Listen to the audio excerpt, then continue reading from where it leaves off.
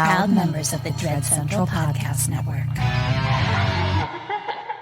What's your favorite scary movie? Oh, come on, you know I don't watch that shit. Why not? Too scared? No, it's just what's the point? They're all the same. Some stupid killer stalking some big-breasted girl who can't act, who's always running up the stairs when she should be going out the front door. It's insulting.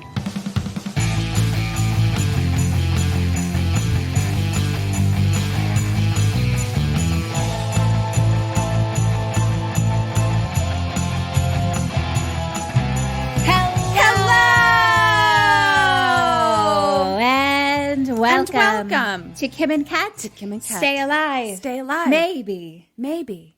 We're at Horror Movie Comedy Podcast. We're going to tell you the entirety of a movie, spoilers and all. I'm Kim Burns. I am Kim Burns. I'm Ketrin Porter. I'm Hi, I'm Ketrin Porter. I don't mean to confuse you. I'm sorry. I'm Kim Burns. That's my voice. Yeah. We are here. It's is... another week. What day does this come out? Oh my God, I don't know what our dates. The 23rd. What are you even talking about? Ooh, it's Christmas Eve. Very exciting. Hi. Hello. How's it going? It's great. How are That's you? Good. I'm good. I just got finally am getting to start my Invisalign in 2 weeks. Woohoo! 2 to 3 weeks. That's exciting. Yeah. I'm very excited about that. I'm hoping that it will make me feel less insecure about my smile and also make my jaw hurt less. So both sound like amazing things. Yeah, I'm very excited about that. And I went to the chiropractor to get some shit worked out. Look at you. Just straightening everything up. Honestly, I'm really just straight little lady. Ping, ping, ping. Yep, I am. I'm just going to be straight as a beanpole. The chiropractor was intense. I don't know if I've told this story on the podcast before, but Kim will know exactly what I'm talking about. We have to do really weird shit as theater majors. We have to do really weird shit. Lots of weird shit. And so one of the things that we had to do in our voice class was we had to lay on a tennis ball on our sternum. So like we're laying on our stomach and the tennis ball is like right under our sternum. And the idea behind it is that like there's a whole bunch of muscles that like connect your upper ribs to your sternum. And like you hold a lot of tension there. So like it does make sense. And it's obviously like you can't work out those muscles. So you lay on a tennis ball and it kind of stretches them. Well, there's also like a lot of emotions held there. Yeah. So I know this happened to me, but I don't know what happened to you, but like I just cried for like 24 hours, but there was no emotion behind it. It was just like leaking tear ducts for 24 hours. Yeah. I mean, I feel like our entire class did that. Like boys, like everyone, we were all just like, we can't stop crying. Yeah. Because it just released like 20 years of feelings. Like you hold like a lot of emotions in a lot of different parts of your body. Yes. Yeah, totally. Completely same thing. So cut to chiropractor. Me at the chiropractor. And so what they do at my particular chiropractor, which is great, is like they put electro things on your muscles to like initially loosen you up. And then they basically have like a physical massage therapist come in and loosen you up even more. Okay. And then the chiropractor comes in and like makes adjustments. Because the idea is like if your muscles are all like super tight, he'll make an adjustment. Those muscles are just going to pull shit right back into the wrong place again if they're not loose. So this poor fucking massage therapist woman, I was just like, ma'am, I am so sorry. I am sobbing and moaning and I cannot help it. And it is so loud. And I'm so sorry. And she was like, it's okay, girl. Just let it out. And I was like, thank you for all the emotional labor that you must have to do in here. I'm sorry. I'm crying. And I can't breathe because my mask is on. And ow! And she was like, it's okay, girl. I was like, okay. I can guarantee you're not the only person doing that up in that piece. Yeah. Yeah. She assured me of that. she found some muscles in my butt that I was just like, I didn't know that was there, but it's I painful. love a good butt massage. Yeah. Because yeah, there was a lot of like so big and that like, yes, feels so good. Yeah. The crazy shit that 20 years of acting classes with many different kinds of teachers is really gonna, the crazy shit that I've done is ridiculous. Yeah. Just off the I charts. love all of it though, because it's like, it's shit that, you know, your daily life doesn't even, you don't even think about the tension or the trauma or the stress you hold in the muscles connecting your sternum to your wrist. Like, who's talking about that in anything other than a theater class? So I guess what I'm saying is when I'm president, everyone has to take theater classes. I mean, sure. Yeah. There's definitely other places I've heard it. Nope, but that is only where I theater learned classes. it. That is where I learned it. I still breathe in sound to this day. All the time. All the time. I'm always just like, people at work. I used to work at a restaurant. I would just do it in the back of the restaurant all the time. And people are always like, what are you doing? And I'm like, it's just really good for you. It is. Everyone's Just like breathing releasing sound. everything. Everyone's just sucking everything in and shoving it down and holding it in. And it's just like, you just need Yes. to be like, and let it go. It's great. Everyone go get a tennis ball, lay on it, sob. Roll around. It's great. There's a couple other places too. Yeah. Like anywhere like around my like hips and shit like that too. Always makes me cry. Oh, interesting. Yeah. Mine is like, the thing that makes me is definitely chest. And then also like if anybody touches the jaw muscles, it feels like somebody is just shooting like bitter acid into my mouth. Yeah. Which is Always. not pleasant. Yeah. Yeah. Theater. We hold a lot of shit in our jaws. Yeah, for sure. Did you fucking know? So the dentist actually told me today, because I was asking her, like, I was like, okay, so like you're going to line all my shit up. Like, that's great. But like also I'm concerned about like how much I clench my jaw. And I told her, I was like, I'm working on it. Like I know that like I need to be like meditating and actively working on it, blah, blah, blah.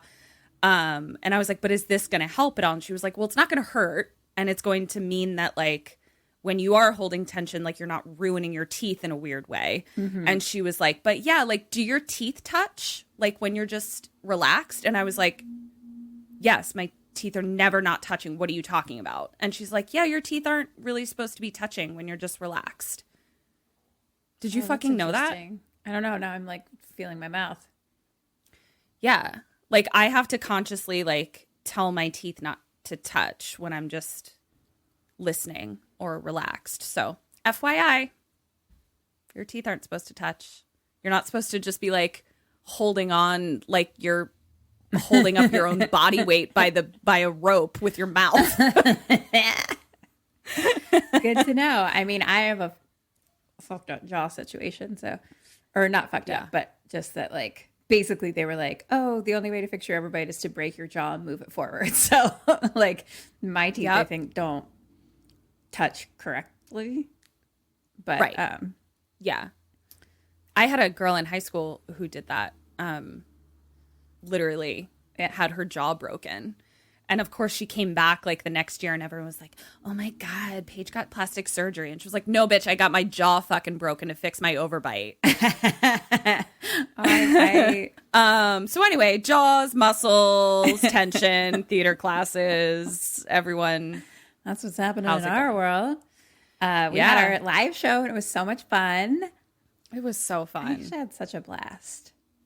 I really did too. Fucking Kim snuck up on me, got me fucking wasted without warning me at all. I had a secret drinking game that no one was ready for.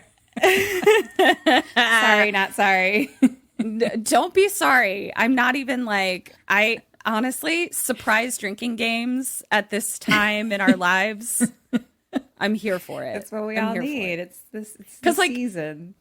Yeah, because it's like I'm never going to agree to a drinking game. Like I'm going to be like, no, I have to get up in the morning. But if it's a surprise drinking game, I'm like, this is great. Let's do these every night. Yeah. No. Oh, on that note, yes. Oh, Gina holes out. tits up. Cheers. What was I gonna say? Oh yeah, I just had the fucking best time, and I just love all of our Sammys. It just makes me really happy. So much. Like, I like talking to you, but also it's fun when we do what we do, and like other people's energy is kind of there. Yes. Yeah. It's really It's fun. as if you and I are like born like, what's the word? Performers? Performers? Stage hogs? Yeah. Is that what we like? Yeah. Yeah. It's as if we like feed off of an audience's energy in a weird way. We should have been theater majors. Wow. Lay on some tennis balls. Yeah. No, it was a blast. It was so great. That's kind of all I have. I don't know what else anything happened else? this week. I have things that have happened this week, but I don't want to share them with the people. No offense. Sorry, guys. Yeah. Geez. I was rude. Yeah. I'll just say no and move on. Yeah. So sorry, guys, that Kim is being a stone cold bee today. What is happening? I don't know. Kind of got a part-time gig maybe that knocked on my front door. That's interesting. Will be nice to make some money. Yeah. Got some boys situations. And, Got some boy that's all I got. situations. Yeah. It's wonderful. And it's gonna be good couple last weeks. These are like the busiest 2 weeks of my life. Or the mine year, too. I should say.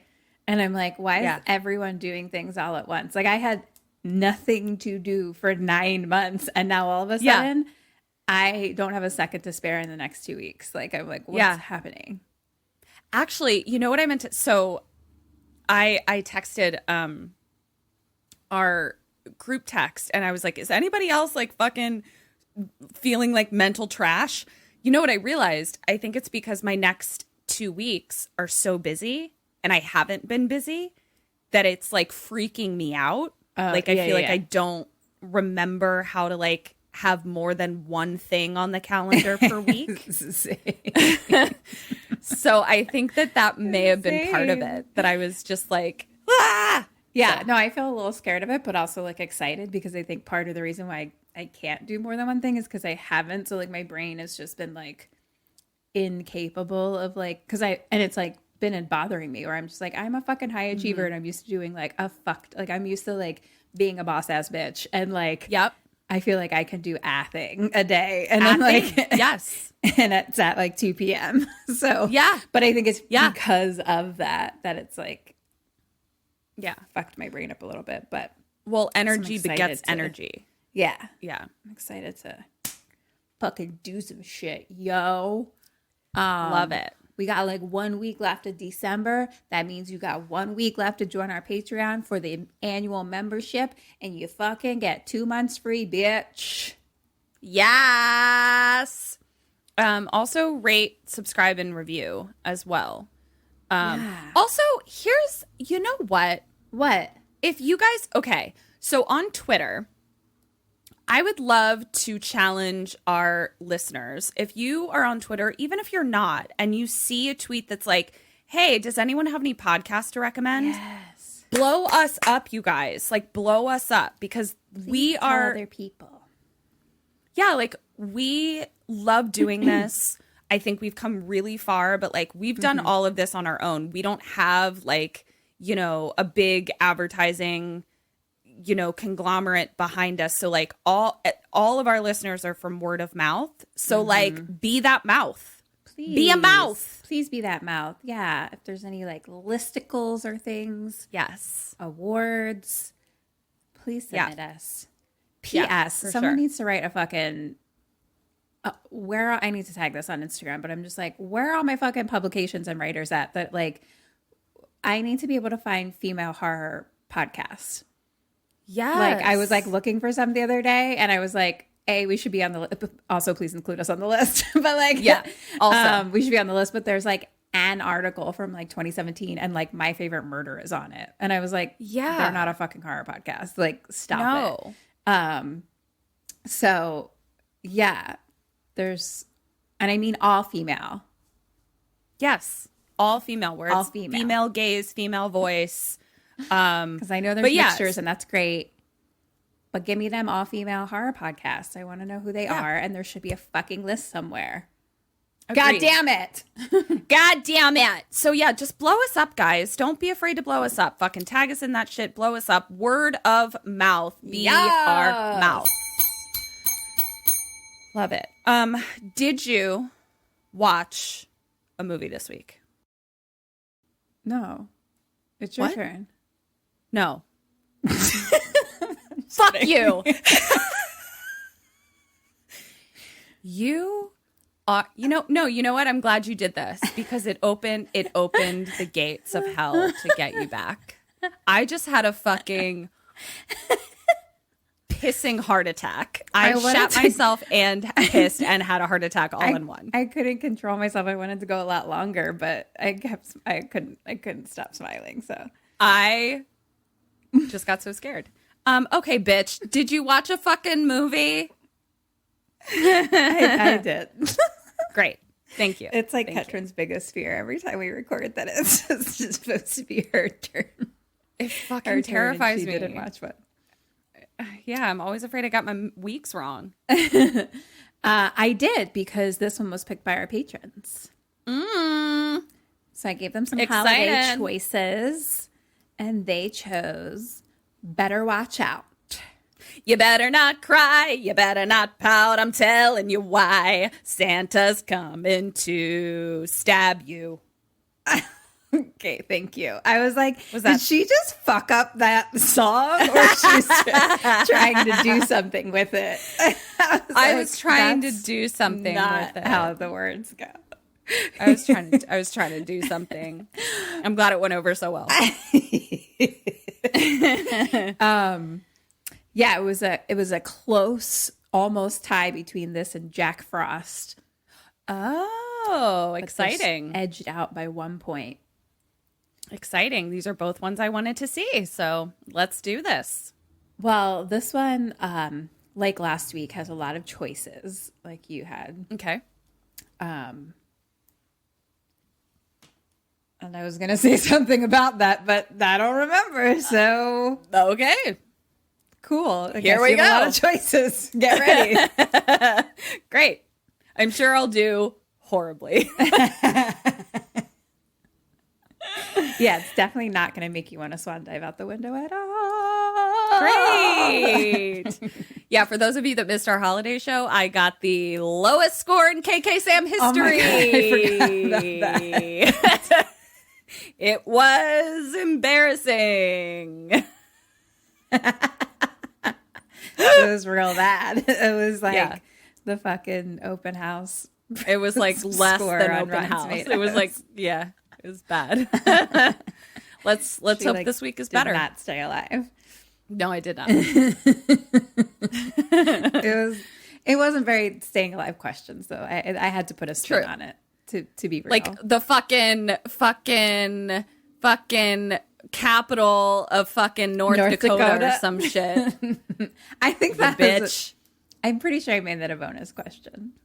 I'm pretty sure I made that the bonus I actually don't remember. So good. Okay. Wow. Better watch out. Someone's not bitter. All right. This was made in 2016 by director Chris Peckover. Also written by Chris Peckover and Zach Kahn. Our Okay. friend Chris. Related to James? Kahn. No, Kahn. Oh, okay. I had to put that together with my visual and my verbal brains. Oh, I see. Got it. Because I'm reading this one and I'm like, who's James Kahn? Right. Our friend Chris Peckover is a gay man. We love to see it. More Love to fucking see a gay man. queer, people of color, female voices up in horror. Yes. Love it. Okay. Dead or alive? Garrett. Alive. Luke. Dead. Mom. Dead. Dad. Dead. Ashley. Alive. Ricky. Dead. Jeremy. Alive. Why are you looking at me with faces? Just in case you wanted to hear Ketrin's worst dead or alive score ever, you're going to get it on this episode. Yay! Great. Okay.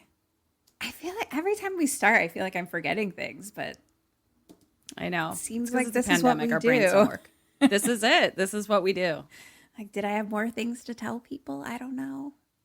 Merry almost Christmas. Yeah. Okay. We start off with joy to the world. The Lord has come. And it's just a snowman's face. It's a little close up of a snowman face with a little smile on it. And then, bam, a boy like smashes it and like laughs. And then his like little sister kind of runs after him. And she's like, "You butt fucker." Love her. Love her. And then it's like title, "Better Watch Out."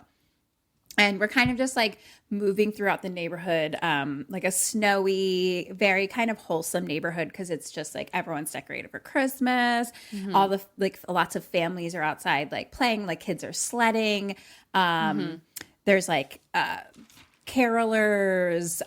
There's like snowball fights, things like that. So we're kind of like going, Real Norman Rockwell situation. yes. So that's where we are. And cut to inside a car, and there's like a girl on her phone, and she's talking about how she's babysitting tonight, and she's kind of like reaching in her purse for something, like, I don't know, blah, blah, blah, blah. And she like has to stop, like almost like hits an animal or something. And the carolers are like right next to her, like singing. And she's like, "Sorry." And then the person on the phone is like, Ashley. And like, she's like, "Mom, I'm okay. It was just traffic or whatever." Blah, blah, blah. She keeps going. And so that car's driving away, and we see a car, like a black, that's like a white car that like drives away. And then there's like a black like SUV that starts and kind of like turns and follows after. Okay. Cut to a big house, like really decorated with lights and things like that. Inside, there's two boys who are 12 to 13, definitively that age for sure. Great. Only because they told me. I don't know what they Yeah, look I was like, your skills have not improved in that area. Somebody had to tell you. They haven't, because there's no way I would have said that age for them. You were like, I was thinking like 28 years old. And one's like playing like video games, and one's like sitting on the bed like reading. And what he's reading is like, okay, to put her in the mood, watch a horror movie. He's reading like an article of something, and it says, when we're scared, our brains pump out dopamine, and it's the same chemical released when aroused. And I was like, wow, Interesting. that explains so much in my life. It does. And so the little boy playing like video games is like, "So fear really like makes girls wet?" Sir, please don't.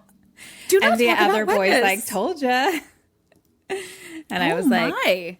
"Correct." You're not wrong. Yeah. I mean, honestly, yes. Let's Who teach wants little to boys fuck as me? early as we can. "No, please. We're in a pandemic. I'm quarantined alone." What? Oh my God. Just kidding. No, What were this you is a saying? lesson I that boys- didn't hear what you said. No, I was just saying, like, let's have boys be thinking about how to make girls wet, like, right off the bat, as opposed to thinking about how am I going to come. It's like, let's think about how to get the girls to come. Yours is pretty much a sure thing, buddy. Let's build up a skill set for the ladies. Yeah. Anyway. Yeah. Not sure where that's where their mindset's at with it, but I'm being optimistic. I know. but I like where your head's at. Thank you. Keep it going there. Okay. Little lady. I will.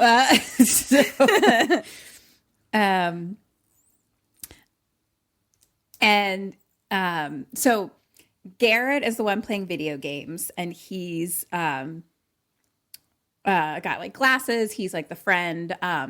the kid on the bed reading is named Luke. It's his house. Okay. So, and Garrett is like, "Oh, do you believe everything you read online?" And he's like, "It's like the paint cans." And then they kind of like start to bicker, and he's like, "Oh, I'm not gonna have the paint can debate again. Like it totally would have smashed their face in." Home Alone? So that's what they're talking about. Got it. And clearly they've had this discussion many times as to like It's like their Strike Anywhere match discussion.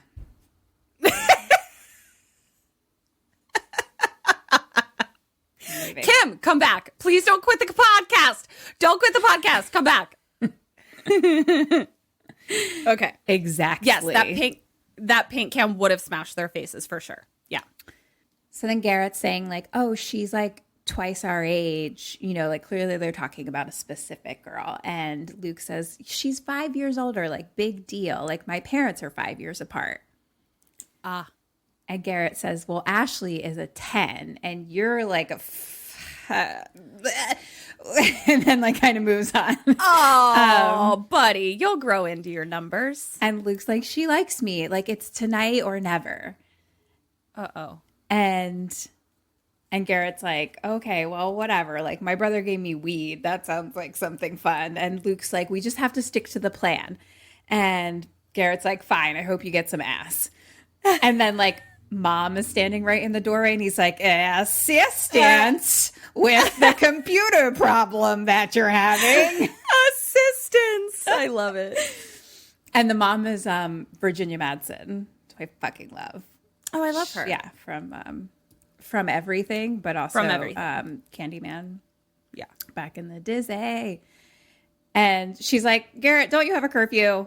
Like, and he's just like, "Yeah, my mom's, you know." And she's like, "Okay, well, Luke, in bed by 11. Don't forget to brush your teeth. I left you pizza money." And then we got downstairs to the Christmas tree, and it's from Seinfeld, Putty. Do you know Putty? Yes. Yeah. Yeah, Putty. Yeah. I don't know his real name, but yeah, Putty. He's also in Everything.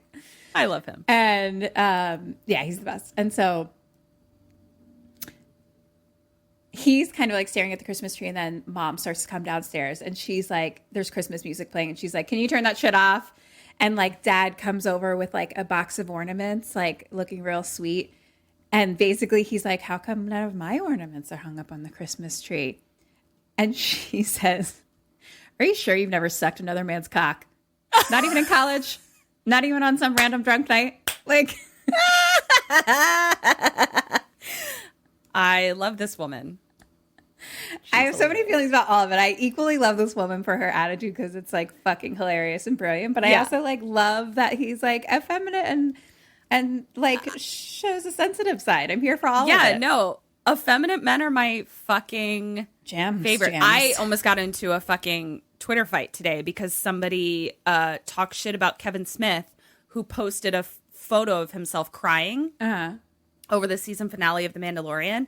And some fucking asshole was like, you know, unfollowing because you're Real men don't basically cry. being like, "I'm unfollowing because you cry. Man up." And I was just like, Literally kill yourself. We don't need you in this world anymore. Goodbye. yes. I'm also like, a requirement of men that I have in my life is that they cry. I know. It is a requirement that It they shows cry. that you're strong, Yes, exactly. actually. Yeah. Anyway, so she's like, "You're so," and he's like, "Metrosexual," and she's like, "It's metrosexual." Metrosexual. Because he was mixing hetero. Oh, that's hilarious. Okay. And he says, "I'm allowed to like gay things." You And are she's allowed to like gay things. She's like, "I need a drink." So we see their dynamic, and it's funny. I love it. So back upstairs to the boys, and Garrett pulls something from under the bed, and he's like, "Oh my God, is this your fetus machine?" And it's like a sound machine for Luke to be able to sleep, but it does play the noise of like being inside the womb, which I haven't seen that on a sleep machine. I've been looking into them recently, but I mean, I bet that puts you right to sleep, honestly. I'm positive that it does, for sure. I would take it. Yeah. Give me that womb sound. Give me that womb sound. But anyway, he kind of like laughs a little bit and he's like, creepy. Like, do you still sleep with that? Like, you know, then the doorbell rings. Dad answers the door. It's the girl from the car that we saw earlier. Okay. Who is also who the boys were talking about. This is Ashley. So she must be 17 to 18. Sure. Great. And and Dad opens the door and like in a very sweet, genuine way, he's just like, you are breathtaking. And he's like, something. Oh, so she's leaving for Pittsburgh. I think she's going away to college, basically. And I don't know. She's moving to Pittsburgh, but it's Christmas. 17 to 18. Yeah. But that's what I thought. But then I was like, it's Christmas. She's starting Maybe she the took winter a semester session. off. Yeah, exactly. So she got waitlisted. Gets to go to Pittsburgh University. Second that's semester. what happens at Pittsburgh University. Yep. And she, so they kind of have like a little bit of interaction and stuff like that. And Mom comes over and they clearly have like known each other for years. Like she's like been the babysitter for quite a few years. And so they are there. And so, okay, I'm going to try to explain the house to you a little bit. Okay. So the front, there's like a big porch. And then I'm like, looking at it from the outside. From the outside, yeah, there's a big porch and it has like a round driveway in front of it. Got it. Not huge, you know what I mean, but just like that. Mm-hmm. And so when we open the front door, there's like a big foyer area. On the right is the stairs that go up. Mm-hmm. And then there's like a walkway across the top that we can see from the foyer, like the hallway. Got it. And that, of course, goes into down like another hallway into a bunch of rooms. Okay. So downstairs, once we go in, it's all open floor plan pretty much. So we kind of just like go to the left and it goes like into everything. It's like first we go into the living room, which also goes into like a kitchen connected to another room, I think.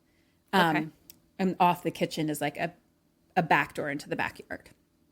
Okay. Got it. And obviously it's like all snowy in winter times. So anyway, so now Luke ends up being kind of like in the hallway, like peeking through the little slats. Banister rails. Yeah. Yeah. And they're like, oh, look who came out of his room. And they're like, okay, make sure to like do these chores before you do shit. And, you know. Yep. And Dad is like, yeah, I'll help you with the trash and things. Let's go. Chores. You sound like a chores professional, honestly. It's as Are if you I'm a professional choresman? It sounds like I've never done them. It's where in fact truly. it is the exact opposite. It is Yeah. probably that I was scarred by them so harshly because I felt like Cinderella in my household that I must have blocked them out completely. Blocked it out. Yeah. No one has vacuumed their house as much as I have multiple times a fucking goddamn week on top of so many other chores. That was And something then- that Kim told me when we first started living together was like, I'm a great roommate, but I will never vacuum. And I fucking said, hate vacuuming. okay, queen. I think I could probably do it now. When I was younger, it was truly triggering. Like oh no, I think you could definitely do it now. But yeah. I mean, I don't really want to, but I could do Sure. it without being triggered. sure. I'd rather have someone else do it. Did you Now I literally just have don't that? care, but yeah. I feel like you put that in a Craigslist ad one time when you were still living with roommates where it was like, I don't vacuum or something. Probably. I feel like it was like a discussion with somebody that was moving in with you. Anyway, keep going. Probably because I was like, oh, and like $50 a month for the maid because I don't vacuum. Because I don't vacuum. That's what it Not was. to be Yeah, just yeah, like, yeah. move in with me. I'm dirty. yeah, yeah, that's what it was. It was like, I pay someone to come and do this. Yeah. I know. I'm like, no. I pretty much did all of the chores and still got screamed about them all the time. So anyway, Dad's like, I'll help you do chores, whatever that means. So he comes down and they start to like walk into like the dining room and like, right? Like he's like, come on, son. So they two start to walk away and the mom is like, new carpet.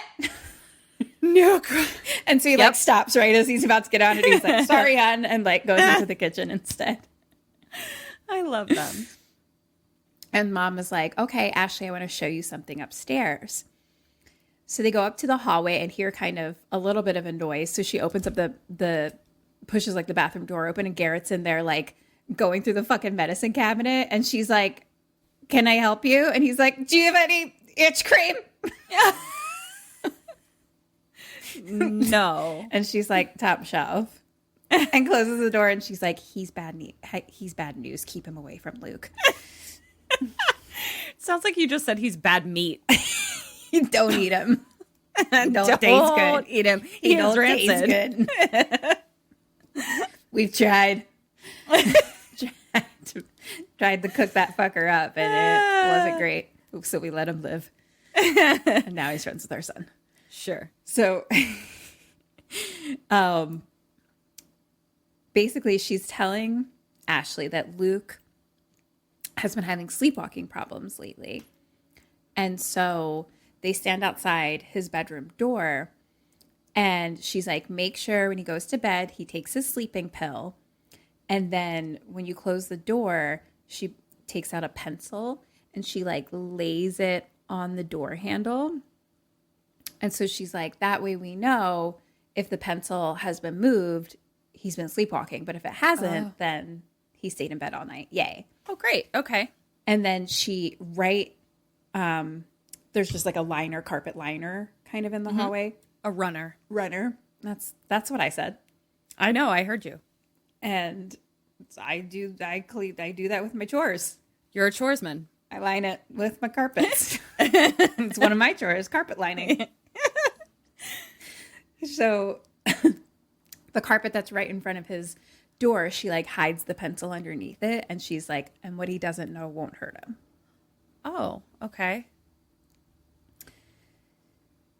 So now we're back in like the foyer. Garrett leaves, goes back home. Mom and dad are leaving, and mom's like, don't watch any scary movies. You know, they keep you up or something. And dad's like, stop embarrassing him. And like, dad is wearing like a very festive Christmas tie. And she's like, you're not wearing that, are you? And he's like, don't worry, I've got a spare, and pulls out another tie that also has Christmas stuff on it. Christmas stuff on it. Yeah. And so they leave, and she's all like, you better not embarrass me this year. And Oh, Putty. Good old Putty. very cute. So they leave, and then Luke is like, so what do you want to do? To Ashley, like, do you want to watch a movie? Oh, I love boys' voices cracking. And she was like cute before, because she was like, yeah, go do your chores, and then we can hang out, you know, like da da da. So she's like, Cute. you know, like, what do you want to do? And she's like, I gotta go make a call. Like, why don't you go play video games or something? And kind of like brushes him off, and he's like, oh. So cut to Ashley on the phone, and she's talking to someone, being like, she needs space tonight. Like, she kind of is just trying to like say goodbye to everything. You know, she's talking to this guy, Ricky. And I think she's in the kitchen. And so, like, because it's like one entire room, and they just like go into each other room. So it's like, that's the openness of it, you know? So I think Luke is like in the living room, but like behind, with his back to the wall, so he can hear her.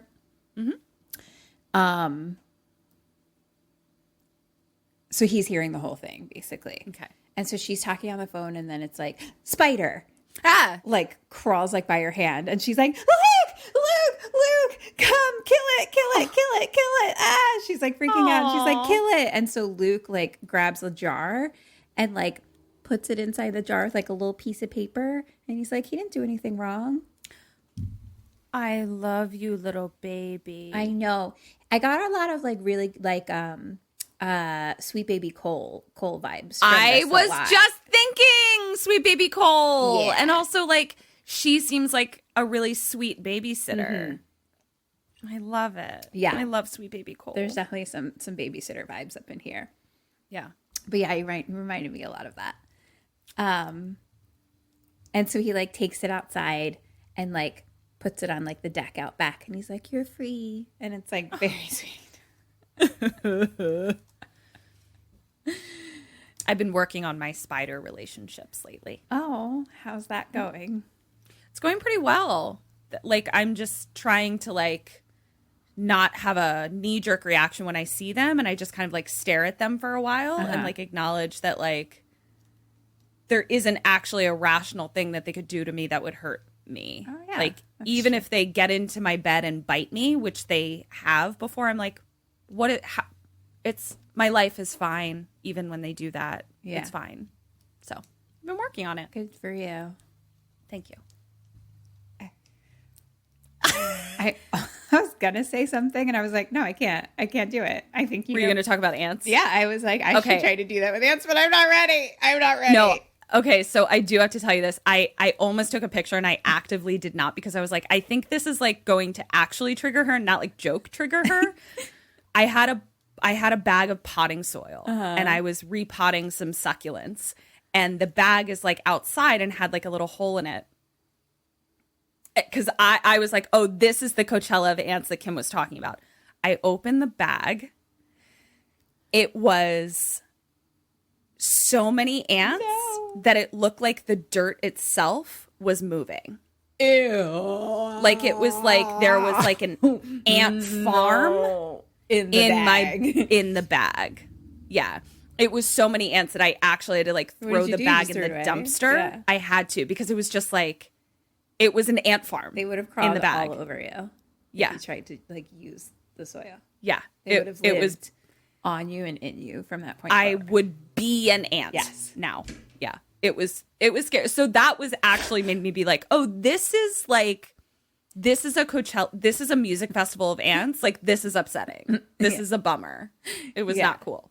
And it's like nice that it was already outside. You could just kind of, they were contained. They were like in the Sahara tent together. So you could just take the whole tent and move it. And just move it. And mine was like in my home, not near any windows in the most enclosed space possible. No, it was, I had a newfound empathy for you after this. I appreciate that. Yeah. Yeah. I'm not ready to mend that relationship yet. I didn't send it to you. I was like, this is not joke time. This is Kim will cry time. This is Kim will cry time. So, anyway, so he puts the thing away. Okay. So Ashley's like on the phone now back inside, and you know, she's like, no, you're my guy. Like, let's hang out tomorrow. Like, and Luke is now back and kind of walking by her. Like, and, she's like, maybe if the kiddo falls asleep early, and he hears kiddo, Heartbreaking. and is just like, ugh. Yeah. So now Ashley is in the laundry room, and starts the dryer, and then goes outside. So the laundry room is clearly like on the second floor. Okay. So she goes out into the hallway upstairs, and she's like looking for Luke, and she's like calling for him and stuff like that. There's a little table in the middle of the hallway that she stops and looks at with some like family photos. And there's like one that she looks at where it's like they're skiing. So it's like dad, who's real tall, and then mom in front, and then Luke in front. And he has like a full like face ski mask on that has like little like ears kind of sticking out of it. Oh. And so, cut to her downstairs. She sits on the couch and she starts looking for movies. And then we hear pop. Luke is behind her and pops open a bottle of champagne, and it like hits something by the TV and starts chugging it. And she's like, what? Luke! No! What are you doing? She's like, stop it. And he's all like, me and Garrett get drunk. Like, we drank a whole bottle once and he puked. Like, he can't handle it like I can, or something like that. Oh, Luke. And Ashley's like, do you think I'm impressed by that? Like, just give it to me. Like, this, like, no. And she's like, serious. Like, she's like, no. Yeah. And so he gives it to her, and she takes it to the kitchen. And when she goes in the kitchen, the door is open, and she's like, you forgot to close the door, you doofus. And so she closes it and locks it. And we kind of see from the outside, there's a big tree out in the backyard, and there's like a swing from it that's kind of like lightly swinging. Uh-oh. And so she goes to the sink and starts to like pour the bottle down the sink, and then her phone rings. And she's like, I can't talk. Like, you know, like not tonight. Like he just opened a bottle of champagne. Like she kind of makes some joke like, unless you want to like be a perv and not listen to me or something like that. I don't really know. And she's like, I'm joking. Like, don't like, just stop. And then so she gets off the phone and she's just like, ugh, and then like looks at the bottle and then starts to take a swig. And right then Luke comes in and he's like, busted. I mean, what is she going to do? Waste the champagne? That's rude. She was throwing it down the drain.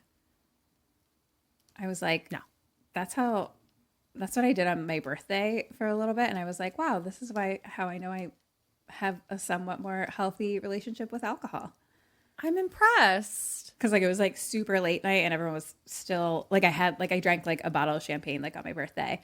But other people like virtually we were like doing shots and stuff like that, which I wasn't doing. But like it was like late night. And so people were drinking more. So I poured another glass. And then I was like so tired. You were like, I don't want this. I was like, I this. don't want this. And I'm not going to like, and I just poured it down the drain. Like I don't need this. I'm really impressed. Yeah. Go me. Super impressed. Anyway, she's drinking it though. And he's like, I won't tell if you don't. And she's kind of like, okay, deal. Cute. And she's like, it won't impress me though. Like drinking. She's like, I already think you're cool. And so she's like, let's get some food in you though. And so she's like, going to go order a pizza and ask kind of what he likes. And he's like, anything but mushrooms. And like right as she's going to like the house phone that's on the wall, she like walks up to it and it starts ringing like right as she's about to answer it. And so she jumps and he's like, whoa, calm down. Like have another drink. This little asshole. Luke and Cole would totally hang out with each other. Best friends. Yeah. Like 100%. They're the same person. So she answers, no one's there. Uh-oh. So she hangs up and then goes back out to the living room and there's a horror movie playing. So the two of them sit on the couch next to each other. And Luke is like, why are you dating that guy, Ricky? Like, he's such a jerk. And he's kind of like, first like Jeremy and like now him, like you choose guys who treat you like shit. Luke, why are you coming at me with the 12-year-old truth, sir? And Ashley's like, you know, there's like a nice side to Ricky. Plus, like, you're drunk, kiddo. Uh-oh. And he's like, I'm not drunk and I'm not a kiddo. Oh, gosh. And she's like, you're 12. And he's like, 13 in 2 weeks. Oh, little baby. Oh, my gosh. Remember when 13 was like the oldest age you could possibly comprehend? And he's like, I'm mature for my age. Sweetie. And she's like, I know, if I was your age, I'd date you. And he like, boner to the face. He's Poor like, buddy. He's like, really? Oh. And she's like, oh shit, I forgot the pizza. And then the doorbell rings. So she forgot to order it. And she goes and there's a pizza guy standing on the porch. Oh, shit. And Luke didn't order it either. And she's like, this isn't ours. And he says the address. And Luke's like, I don't know, maybe my dad already ordered it. And so he just takes it and goes inside. And they're like, fine. But Ashley's like, that's weird. And so she like closes the door and then like backs up and like bumps into like a Santa. That's like a lit up Santa kind of thing that's there. And she's like, I fucking hate this thing. So she like takes it and like puts it outside on the porch, just like right outside the door. Yeah. So then, so she's doing that and Luke has taken the pizza to the living room. So she had been like plates and napkins, like don't forget, you know. So she goes into the living room and he's like lighting candles. No. Like on the table. Like little the coffee baby table. Luke. Oh no. It's like candelabra candles. Like, oh, little baby. Oh my God. He thinks he's going to have something to do with his boner tonight. He's not.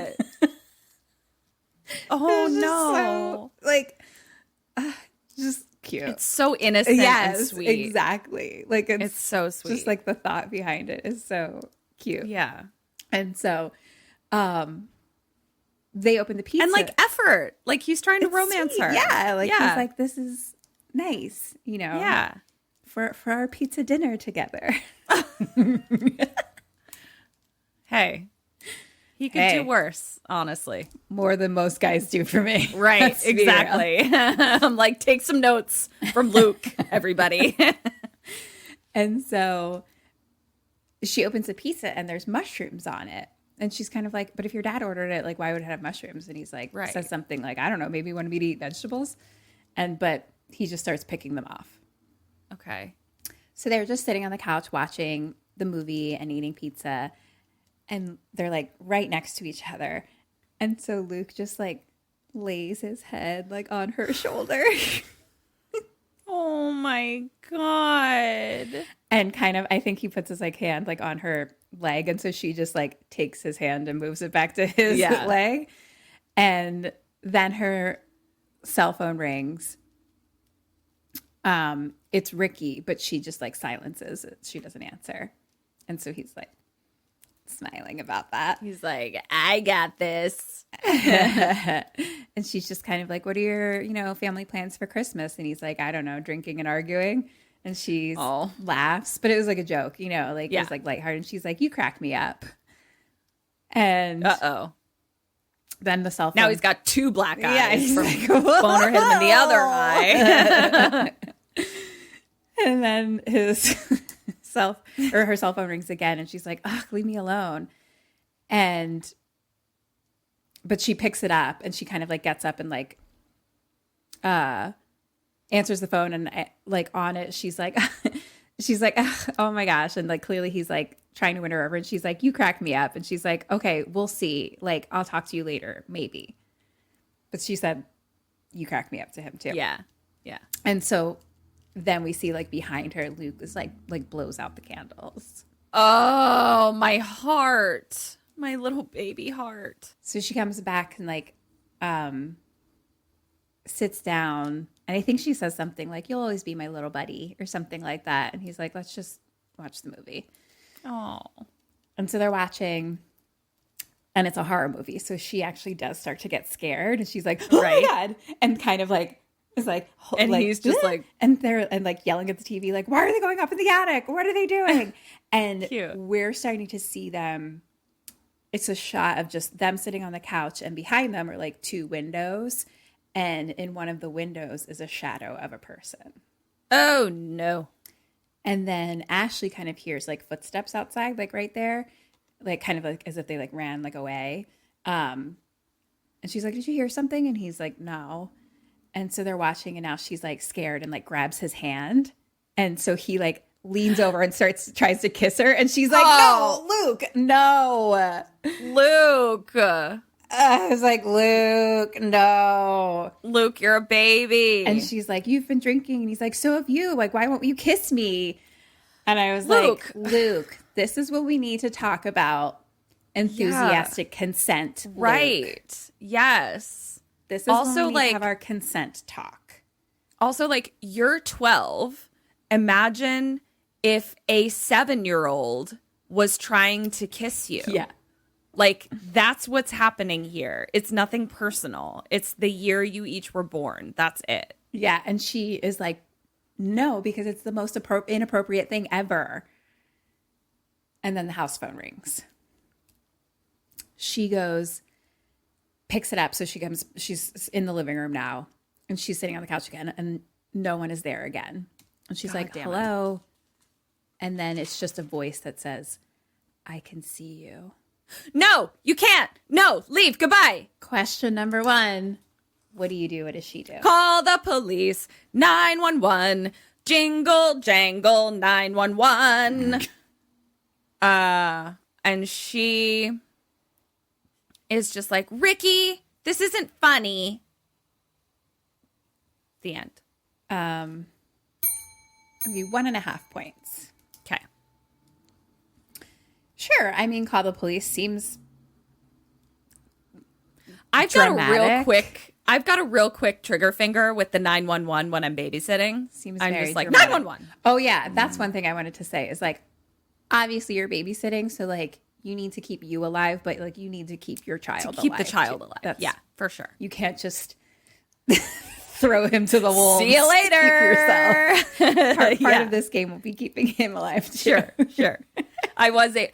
Honestly, I was able to make that connection, but I think you were smart to remind me. Yeah, I mean, we get ruthless sometimes to stay alive. do. You have to, but I just for this And one, I assume all children are creepy crap bags. as you should. Yeah. Yeah, seems like you're pretty dramatic with calling the cops. Don't know that they would do anything when you're like, "Hi, someone made a prank call on me." But what I would like say is where like your head's somebody's at. outside the house. Like I'd be like, I saw a shadow. Now I'm getting No, prank you calls. didn't see a shadow. We saw. We as the movie watchers. But saw didn't a I shadow. hear something? I heard You kind of something. heard something, yeah. So she on the phone is like, "Is this Jeremy?" And then she gets up and she goes to the window behind the couch, and she's like, "If you can see me, how many fingers am I holding up?" And she puts her middle finger up at the window. Nice. And I was like, Sassy. love it. Sassy. And there's no response, so she hangs up. Turns around, Luke is like chugging the bottle. Luke. And she like turns off the movie and takes the bottle away from him. And Luke says something like, something about it being Jeremy or whatever. Like, it's probably Jeremy. Like, everyone knows he's totally obsessed with you. Mm-hmm. And then she turns back around. Santa, the one that she had put outside. Santa? I know him. The one she put outside is now out the window of the living room. No. And she's like, "What the fuck?" Question number 2, what do you do? What does she do? I'm going to try to not just like call 911 every single question. I am going to go around with Luke and lock all the doors and windows and basically like turn all of the lights off, like just look like I'm not home, and go hide in like a place in the house where we're like furthest away from a window, and have my cell phone with me. And as soon as I hear a fucking noise, I'm going to call 911. I think she maybe like goes outside and is like, "Fuck you, get out of here. Like, I see you, stop being an asshole." Point for her. She's like, "Where's the hose? I'm going to spray these fuckers." Love it. So she goes into the kitchen. The door is open. No! That's why I didn't get a point. Shit. So then she runs and locks it. So she doesn't actually make it outside, but that was her goal. So I give you a point. Right. She runs and locks it, closes it. And she's like, "Luke, give me my phone." And so Luke like throws it to her and it lands right inside the fish tank. No! This is why you don't throw shit. This is what I'm always telling Eric. I know that your intention is for me to catch it or for it to land somewhere, but it doesn't always go that way. Sometimes it lands in a fucking fish tank. Just don't throw shit. Wow, we really triggered something with Ketrin here. Just don't throw shit. It's the new Coachella events with Ketrin Porter called Don't Throw Shit. Yep, exactly. Yeah. So like it's the kitchen, and then like when it goes into the living room, you can see the couch, and right next to the couch, like in between the kitchen and living room is like a big fish tank. Okay. And then like the TV and stuff, there's like a lip from like the wall kind of that sticks out, so you can't see that from the kitchen. But yeah. And so anyway, it goes into the fish tank. And she's like, "Why did you do that?" No! And she's like about to reach in to get it, and then someone knocks on the front door. Fuck. So they both go to the front door, and Luke's like, "I'm not scared." Like, and Luke, be scared. And Ashley is like, it's just, he's like, like Ashley looks outside. There's no one there. You can just see her white car parked out front. Okay. Then there's another knock on the door, and she's like, "What the fuck?" And she kind of like looks out the little like side window part, and Luke is like, I'm not scared. I can handle it. And he opens the door, and she's like, "Cut it out." And he's like, "I know Taekwondo." And so he has the door open, tackled. A person all dressed in black jumps on top of him and starts laughing. Oh. It's Garrett. You dick. Fucking Garrett. Fucking Garrett. Okay. And they're fucking pissed. And Ashley was like, what the fuck were you doing like in the backyard like that? You scared the shit out of us. And he's like, what are you talking about? I didn't go in the backyard. And then we hear noises upstairs. Shit. Question number 3. As her, what do you do? What does she do? Come on, guys. We're getting in my white car and we're driving away from the serial killer. I think I'm going to do the same thing. I'm going to drive to like my house or like somewhere where there's like a, you know, grown up or a police officer. Giving half a point for you. What in the fuck is happening? Okay. You'll find out why specifically for that one, but Okay. I gave you a point because you would learn information from that, which I'll tell you in a second. Okay. Ashley grabs a knife from the kitchen and she's like, I'm going to go upstairs. She's like, where's your cell phone? And Luke doesn't have his. The parents took it. Garrett has his. So she's like, Okay. Put 911 on your phone. I'm going to go upstairs with this knife. If I scream, hit send. I don't love it. Okay. So she starts walking up the steps. And then the boys follow up right behind her. And she's like, fucking "What are you doing?" guys. And they're like, we heard a noise. Don't leave us alone. So like, she grabs Luke's hand. So then they kind of like all like gather together. Cute. And she's like holding the knife out in front of her. And they get to like kind of the little top of the, or no, they go upstairs. So they're in the hallway and she's like holding the knife out. They're all like holding onto each other. Basically the way that we walk through a haunted house. Yeah, yes, 100%. That's what I'm picturing. Yeah. What they are currently doing. Yes. I claw onto your back.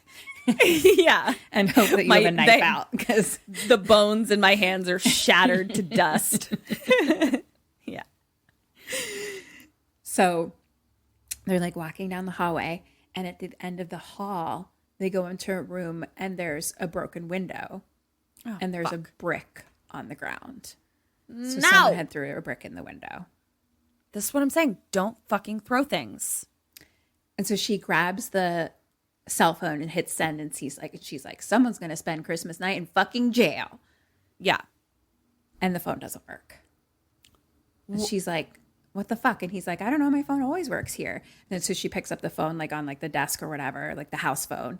And that's not working either. It's like, check your thing or whatever. It's like beep, beep, like that weird thing. Yeah. And she's like, computer, like, where's the computer? And Luke's like, in my room. And so they all run into Luke's room. And the laptop, like the Wi-Fi is disconnected. Like they can't see theirs. Fuck. And like all the other ones are locked. And so Ashley and Luke are going to go look around or do something. I don't remember. But so she's like, Garrett, you get into one of those things. And they're like, he's like, but they're like, he's like, use your technology stuff. Sure. Your technology stuff. Yeah.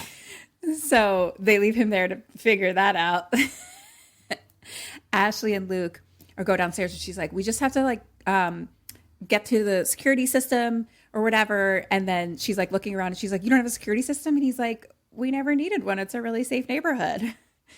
Right. So there isn't one. Yeah. She's like, okay, we'll take my car. And so she like looks out the window and there's a knife stabbed in the back of her tire. Damn it. So she had like opened the door and then so she like slams the door shut, turns the lights off. And Garrett starts coming downstairs and she's like, no, get away from the windows. Stop. But he like keeps coming and he's carrying something and he shows them it's the brick. And he's like, on the back, it says, you leave, you die. Oh, for fuck's sake. Babysitters are not paid enough for this. No.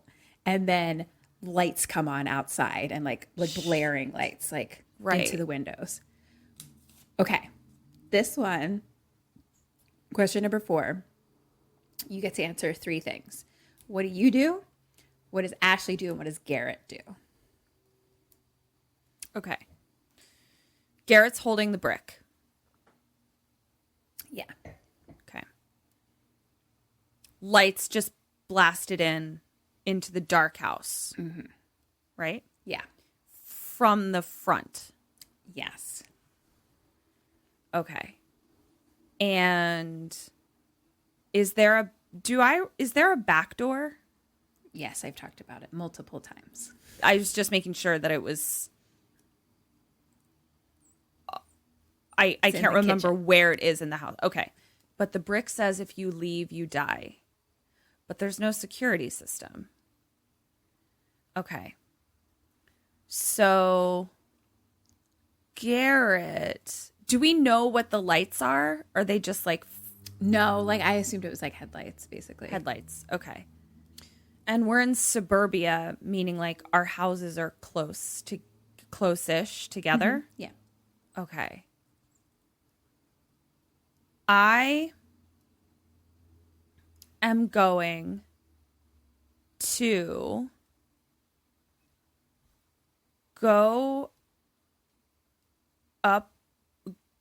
go to a window. I guess I'm like kind of picturing my own house. Go to a window, open it, and I'm going as Garrett, and I'm going, as me.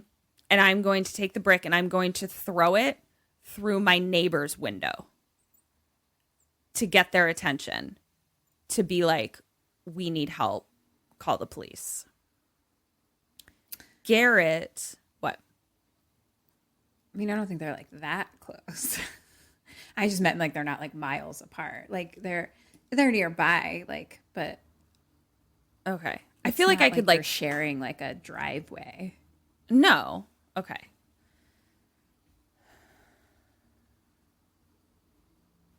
Okay. If you leave, you die.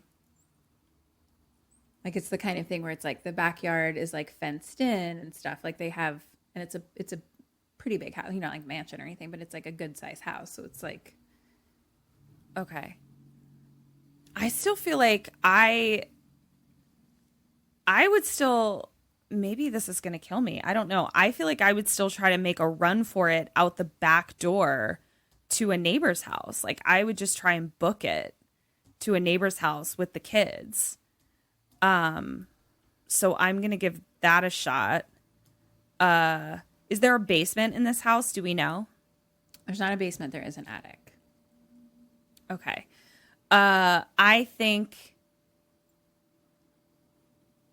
she has a knife already.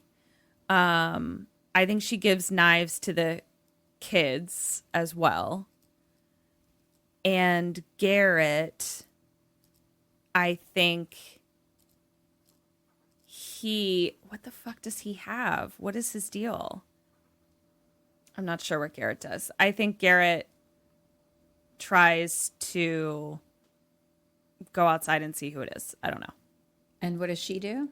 I think she arms the kids with knives and tries to like figure out how to call 911 or like make the phones work or something.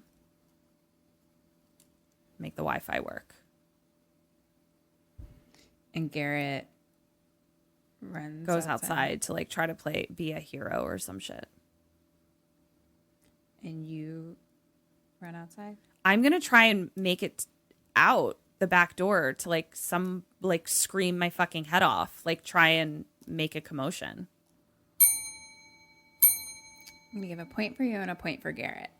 Okay. Ashley is like, we need to hide. We need to go upstairs. Like we need to hide. Yeah.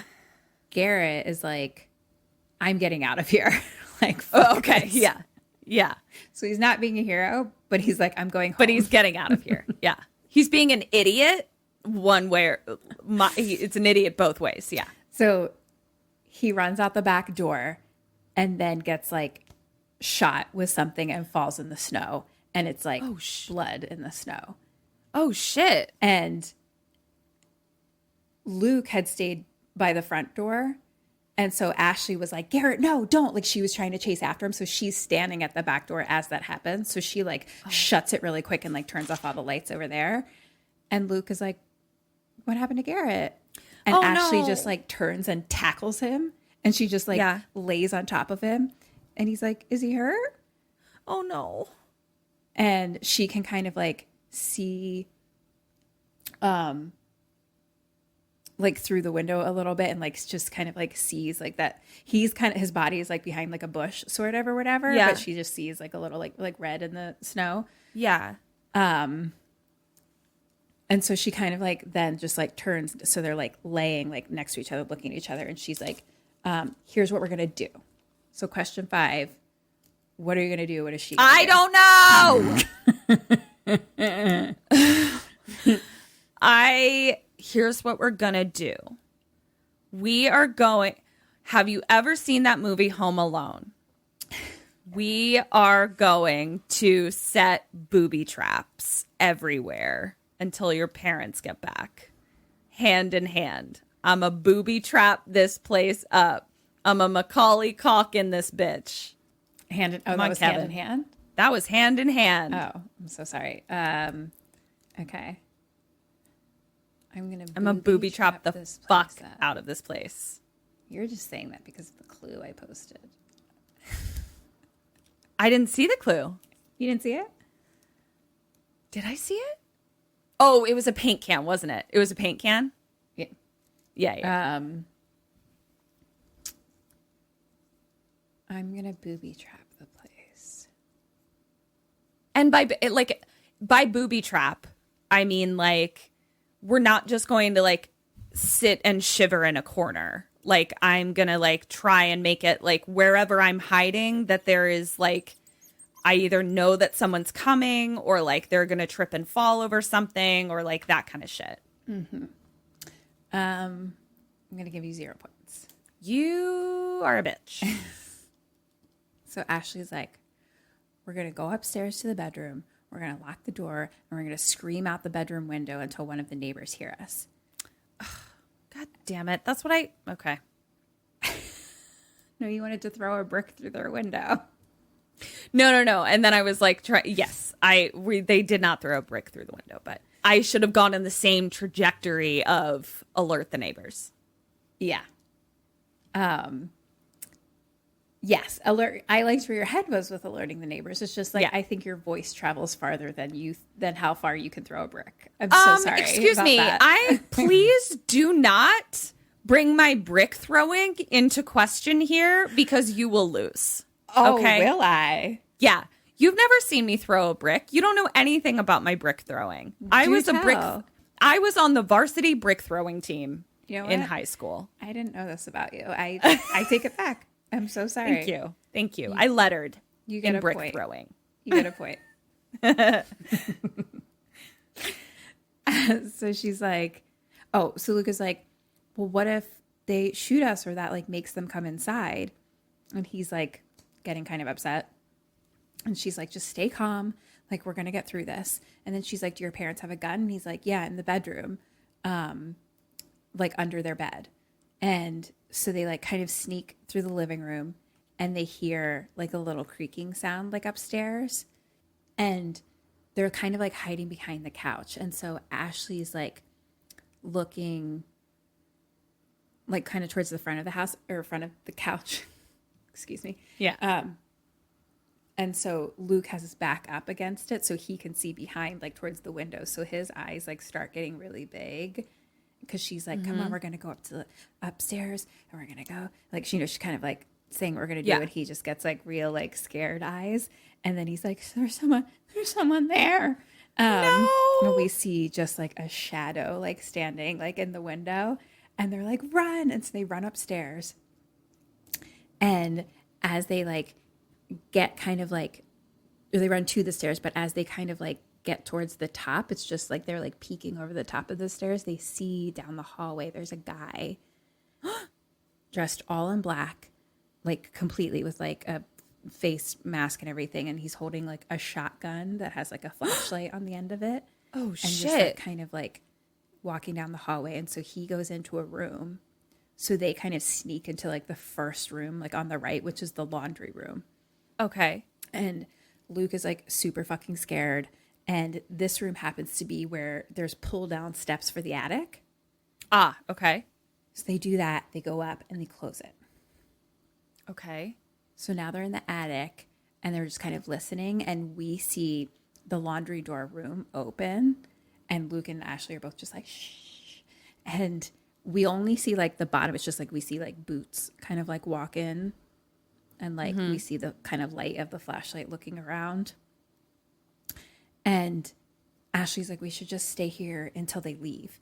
And Luke is like, they killed Garrett. Like, they're going to kill my parents too. Oh, no. And Ashley's like, no. Like, no, that's not going to happen. And he's like, I think I can get the gun. And she's like, they have a fucking shotgun. Like, Yeah. and Luke kind of like scurries away, like in the dark. I don't know what he's doing.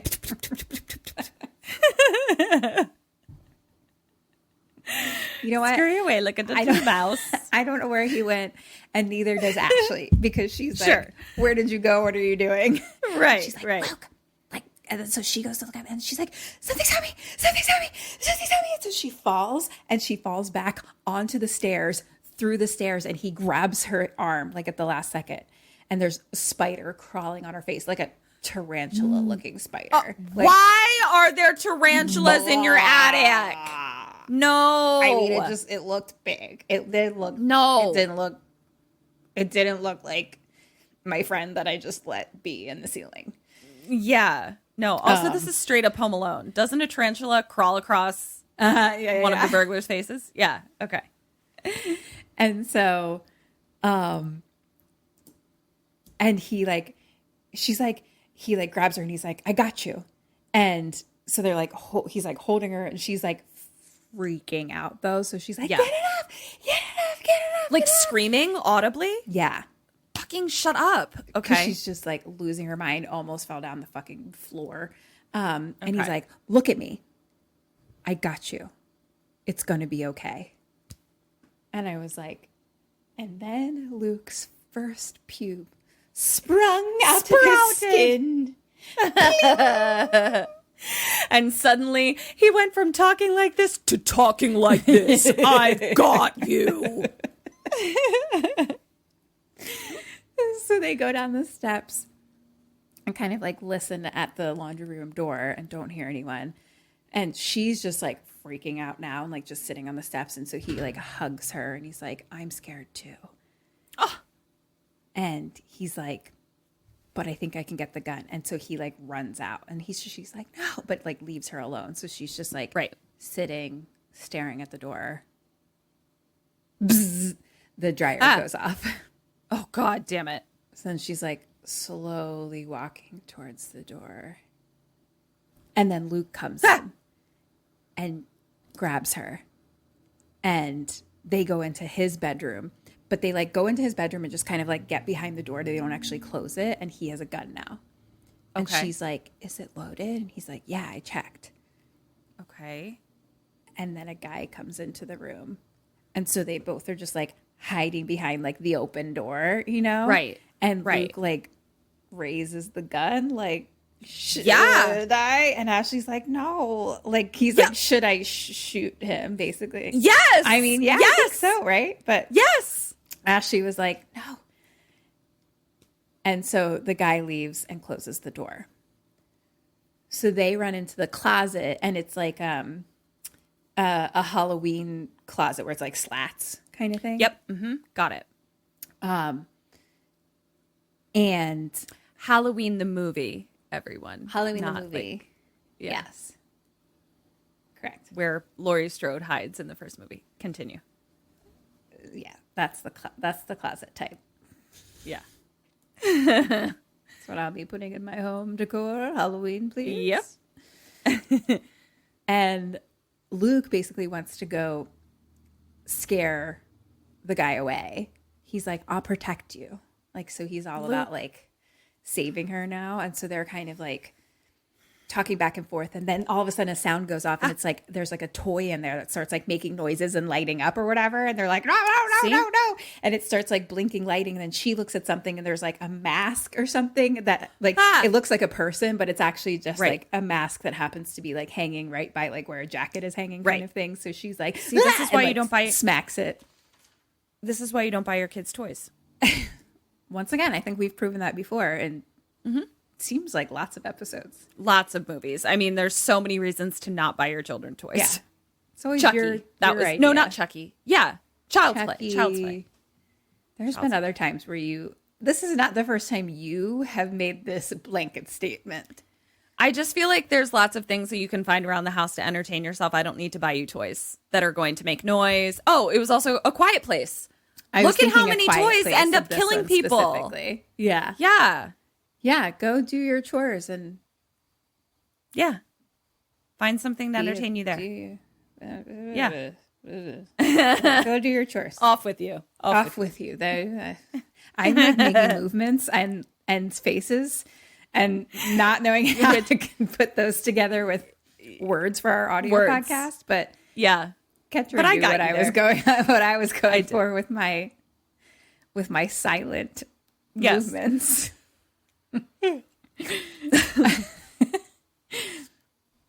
What was I saying? Oh, and they're like quiet. Mask. They turn it off. It's quiet now.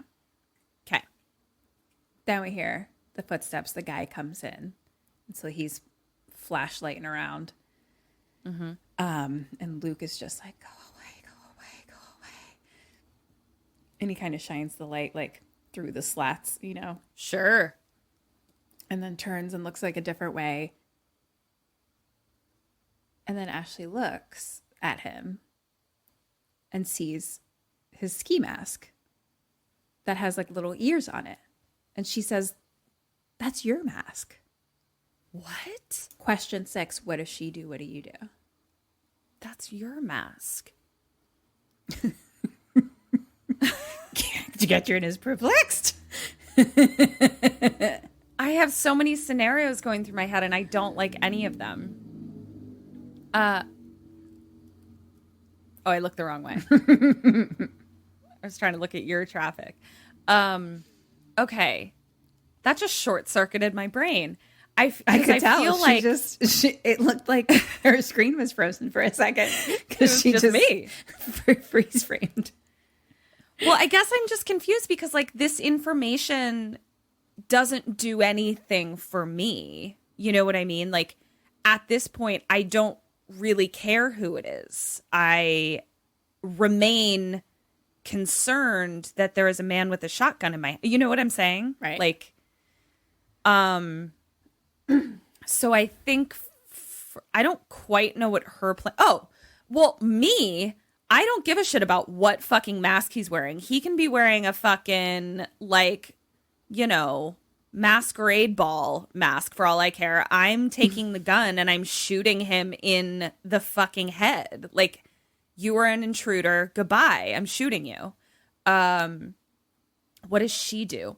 Maybe she suspects. Maybe she's like, is she like, okay, Jeremy or Ricky, fuck you. This isn't funny. The end. 2 half points. Okay. She's like, oh my God. And she opens the closet and gets out. And she's like, Garrett? And she takes the mask off and it's Garrett. And she's like, is this a fucking joke? And Luke is like, well, we wanted to scare you so I could save you. Luke. And she's like losing her mind. She's like, well, you fucking did scare the fucking shit out of me. And he's like, well, you treat me like a child. And she's like, you are. She's like, you are a delusional infant. Like, like you are a selfish brat and you need some fucking therapy. Like, I'm furious. I'm telling your parents, you little pieces of shit. That's what she says too. She's like, I'm telling your parents, like, you are like insane. I would be so fucking mad. Okay. And she's like screaming at him. And Garrett's just like, so where should I put your dad's hunting stuff? Oh my God. Maybe put it right directly up your tiny little 12-year-old asshole, Garrett. Maybe that's where you should put it. That's exactly what she says. Is it? No. She's like raging. And so Luke is like tearing up a little bit. Oh, are you crying or does it make you sad? And she's like, you are in so much trouble. I am calling your parents. And she like storms out and like storms down the hallway. And so Luke follows her down the hallway and she's like, Ashley, Ashley, Ashley. And she like stops right at the end and she's like, turns and she's like, what? And then he slaps her and she falls down the stairs. What the fuck did you just say to me? What? I did. What? Did. Yeah. What? And that is actually what Garrett says. He's like, what the fuck? What? He like walks up and he's like, what the fuck? And Ashley's just like passed out at the bottom of the stairs. Like, oh my God. Okay. So don't even try to tell me that there are kids out there that aren't creepy crap bags. They all fucking suck. All of them. and Luke is like holding like the gun to his face kind of thing. Because he had a fucking gun the whole time. So he's just like, oh, so he's a fucking psycho. Okay. Cut to Christmas music. And it's like fuzzy eyes opening. We can assume they're Ashley's. And like in the fuzziness, there's like a scooter kind of going by like in the inside. And like we see that she's duct taped to a chair. And Garrett is like riding a little razor scooter like around the house. And him and Luke are playing Fuck, Marry, Kill. And Luke is carrying like floodlights in from outside and like puts them in the closet. These fucking little assholes. Yes, these little dicks. These dicks. And they're like, I forget what they were fuck, marry, and killing, from some universe. And Luke is like, I'd fuck Princess Bubblegum because she's be really stretchy and taste like bubblegum. And plus, like, everyone knows people from that land are like ravenous for flesh, so she probably gives great head or something like that. I hate this child. And then Garrett makes like some joke of just like, yeah, but then like Garrett, like bubblegum would get stuck in your pubes or something. Like, not that you'd have to worry about that. And so Luke God. Like trips him and like Garrett like crashes like onto the couch, like face first on the couch. And he's like fucked up, like not hurt, but he's like, oh my God, like you gotta have one of these. Like, I feel like marshmallows. Uh-oh. What and did Luke he take? Holds up a pill bottle and he's like, what did you say? That he took from the medicine cabinet. But Luke has the pill bottle, and Garrett's like, what did you say it was again? And he says, Oxy. Oxy? Oh, and I was like, and now 12-year-old Garrett is a heroin addict. Like, is a heroin addict. Cut to fucking Garrett being a heroin addict 2 years later. Like, stop it. No. Don't take Oxy. You guys, don't take Oxy. No, don't do it. It's man-made heroin. It's very addictive. Very bad. And he's like, it's awesome. And Luke is like drinking a beer, sitting down, and he looks on his phone and it's like some map that I think basically is saying, like, it just says, it has like something pinpointed on it and it says 12 miles away. Cut to Ashley now, who's like struggling. Mm-hmm. So they put her basically like in the kitchen pretty much, but like the part of the kitchen that goes towards the living room. So she's just in like a wooden chair with like arms. So her wrists are duct taped each down to the arms and her ankles are duct taped to each leg. Legs. And then she has duct tape over her mouth. Okay. So she kind of just started to wake up and starts like struggling. So they're like, oh, like, look who's awake. And so Luke goes and sits, puts a chair and sits in front of her. And he looks at her and he's like, something's missing. And then he grabs her purse and starts like digging through it and being like, God, how many lotions do you have? And pulls out lipstick and then puts lipstick on her duct tape over her mouth. And he's like, I hate this kid. Laughing. And he's like, it's hilarious. Look at it. And he's like, doesn't it look great? And then he goes and like moves her lips and is like, thank you, Luke. I never looked better. Oh, no. So she's like, I think like making noise and stuff like that. And he's like, look, it's out of the bag. Like, you know how I feel about you. And he's holding the gun. And he's like, I don't want to shoot you. But if I take that off, like, you can't scream. Right. So he pulls off the tape and she's like, listen. And he like holds the gun at her and he's like, you'll talk when I tell you. Where did you learn this type of behavior, Luke? And he smiles. And he's like, okay, you can talk. And she's like, I probably have a concussion. Like, I need to go to the hospital. Da, da, da, da, da. And he's like, no. He's like, we need just lighten up. We need to like, let's play a game. Let's play truth or dare.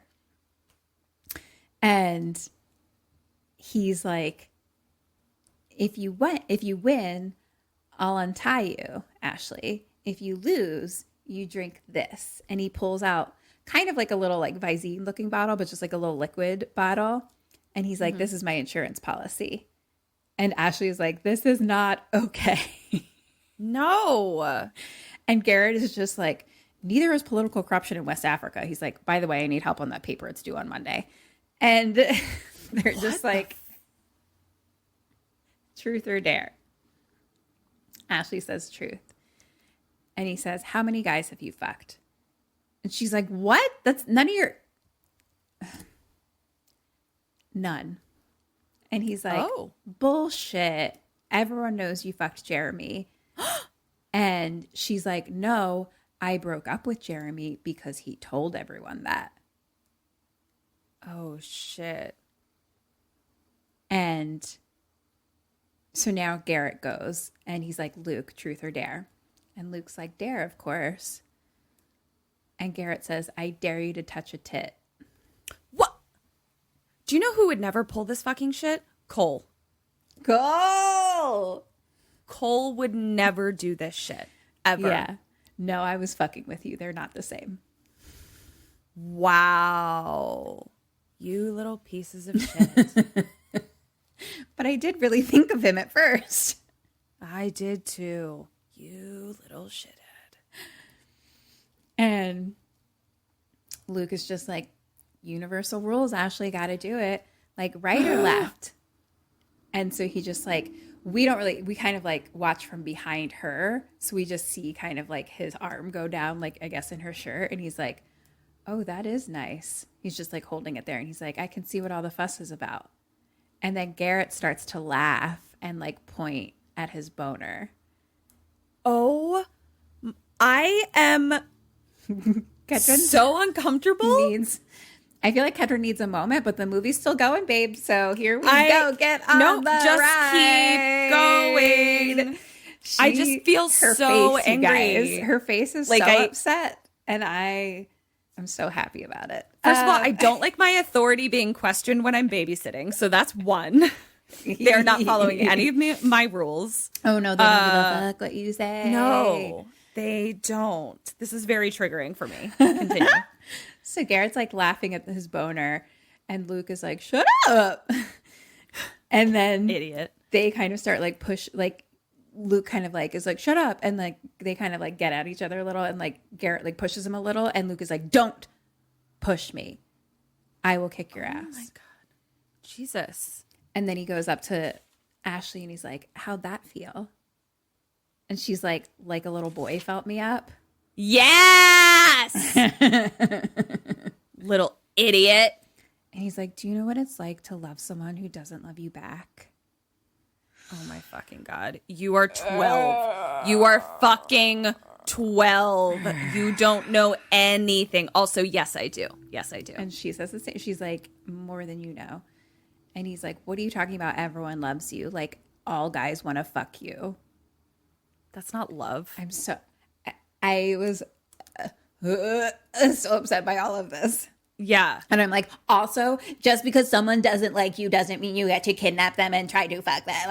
Exactly. Not everyone's going to like you. Little fucking incel piece of shit whose balls haven't even dropped yet, you fucking loser. Yes, not everyone's gonna Fucking- fucking like you. So we need to teach Luke about enthusiastic consent, and then we need to teach him about toxic masculinity, not being an incel. Yep. So much. So, And then also, I mean, honestly, let's just throw him in the garbage and start over. you know what? You're right. Yeah. We gave it a good shot. We did. Goodbye. Let's try version 2.0. Yeah. Back to factory settings. And Ashley's just like, you're in so much trouble. And then he goes and like kind of like gets in her face and like looks at her with what I can only describe as 12-year-old sociopath eyes, and then just kind of like slides her chair back a little bit. Okay. And he's like, no one's ever gonna find out. And then kisses her forehead. Oh, where did you learn this type of psychopathy and confidence? Why are you so confident? And then he's like, okay, your turn. And so Ashley's like, Luke, truth or dare? And Luke says, truth. And Ashley says, did you ever tell Garrett that you killed his hamster? And Garrett is like, you said LeBron escaped out a hole in the window. And Luke is like, it was an accident. It was 2 years ago. And like, he did, but like, he was dead first. He's definitely like fucking with animals. Like, that's it. Like, you're a psychopath. Garrett is just like, but my hamster, like whatever. Yeah. And he's just kind of like, and Luke is all just like, well, you have a cat now, so it would have died anyway. Like, whatever. I don't even know. What? And so they're like, and like, why? And Garrett's like, why did you like lie to me? And he's just, and Luke kind of just moves on and he's like, truth or dare, And so Garrett says, dare. And Garrett is like, you better like dare me to like make out with her or something like that. And Luke is like, not a fucking chance. Like, she's my babysitter. You don't touch her. I am so upset right now. You should be. Those are the correct feelings to be having. Because my authority is being questioned and I'm terrified. I don't like either of those feelings at all. And so Garrett is just kind of like what the fuck is going on, basically? Like we were only kind of like we had a plan basically to like scare her. Right. Was And what now we were you're doing. making it And all like now we're like actually in some deep shit. Like I just like I don't like it. And so he starts to go towards the back door to leave. And Luke leaves to go and try to stop him. So they're kind of like not in the same room anymore. I don't really remember, but like so Ashley sees on the counter there's a flashlight, and so she like scooches the chair over and then like gets the flashlight like between her chin. Nice. And gets the flashlight. Question 7, what do you do? What does she do? Fuck me. Okay. What is still duct taped? Not my mouth. Not your mouth, both your hands and your legs. But my hands are fucking Texas Chainsaw Massacre style, bones on bones, not like behind my back. Correct. Okay. Yeah, just your wrist. Our wrist. And I have the on flashlight. Yeah, wrist on wrist. And I have the flashlight in my chin. I think you get it to your hand. So it's in your hand now. Okay. So what I'm going to do, since they're out of the room, is I'm going to flash the flashlight out a window, like to try to signal a neighbor. And I think we're going to do that hand in hand. Double ding! Yeah. She starts SOSing out the kitchen window. Okay. And then the boys come back in. So she like drops the flashlight and Luke like goes and like looks out the window. And so It looks like I said, Garrett puts the gun on the counter and then takes flight. Takes flight. Takes the flashlight. Goodbye. He puts the gun on the counter and takes the flashlight. And Luke is like, when my parents get home, and he starts pouring the little liquid thing that he had into like a bottle of liquor, pretty much, or wine or something. They're going to find you passed out. And after I went to sleep, you raided the liquor cabinet. Oh, fuck me. In the morning, you won't remember any of this. God damn it. And Ashley is like saying to kind of Garrett, like, Luke is taking you like straight to jail. Like, you know, you can stop this to Garrett. And Luke starts holding the bottle. He did something here that I like hated. What did he do? This movie was shockingly triggering for me. Yeah. And very unexpectedly so. So Luke starts holding the bottle like into her face pretty much, being like, try to like drink it or whatever. So she like turns her head like away from him. So he takes the bottle and moves her face and is like, eyes up here. Oh my God. Where did you learn this type of behavior, young man? And I hated it. So it's like right in her face. And he's like, drink. Question number 5. What does she do? What do you do? How so it's like a wine bottle. Yes. And he poured the poison in it or whatever, right? Okay. So what I'm going to do is I'm going to make like I'm going to drink it pretty nicely. And then I am going to try and knock it out of his hands so that it breaks on the ground and no more poison. And I think we both do that. Shut Double the fuck up. Come at me, you little piece of shit 12-year-old. Come at me, bitch. She doesn't even try to pretend. She just straight headbutts it. Nice. And the bottle just smashes on the floor. And he's like, you bitch. And then the doorbell rings. And so Ashley immediately is like, help, help. Yeah. And so they cover her mouth again and put duct tape back on. The doorbell's like ringing a bunch. And Luke is going to go answer it. He tells Garrett to stay there with the gun. So Garrett takes the gun. So Garrett's staying there with Ashley. Luke runs into the other room, puts on Christmas music, open and goes to the door, and he's like, who is it? It's Ricky. Oh, thank God Ricky does not take no for an answer. This is the one time that I will say thank you for not respecting my boundaries. The one time. And he's like, Ashley's not here. And Ricky's like, she fucking texted me to come over. Like, shut the fuck up, kid. Yeah. And fucking Luke is like, she doesn't love you. Oh God, Luke. And Ricky starts kind of outside, like banging on the door. And he's like, Ashley, Ashley, like making a lot of noise. And so Luke is like, okay, just like calm down. Like, you know, like she doesn't want to talk to you.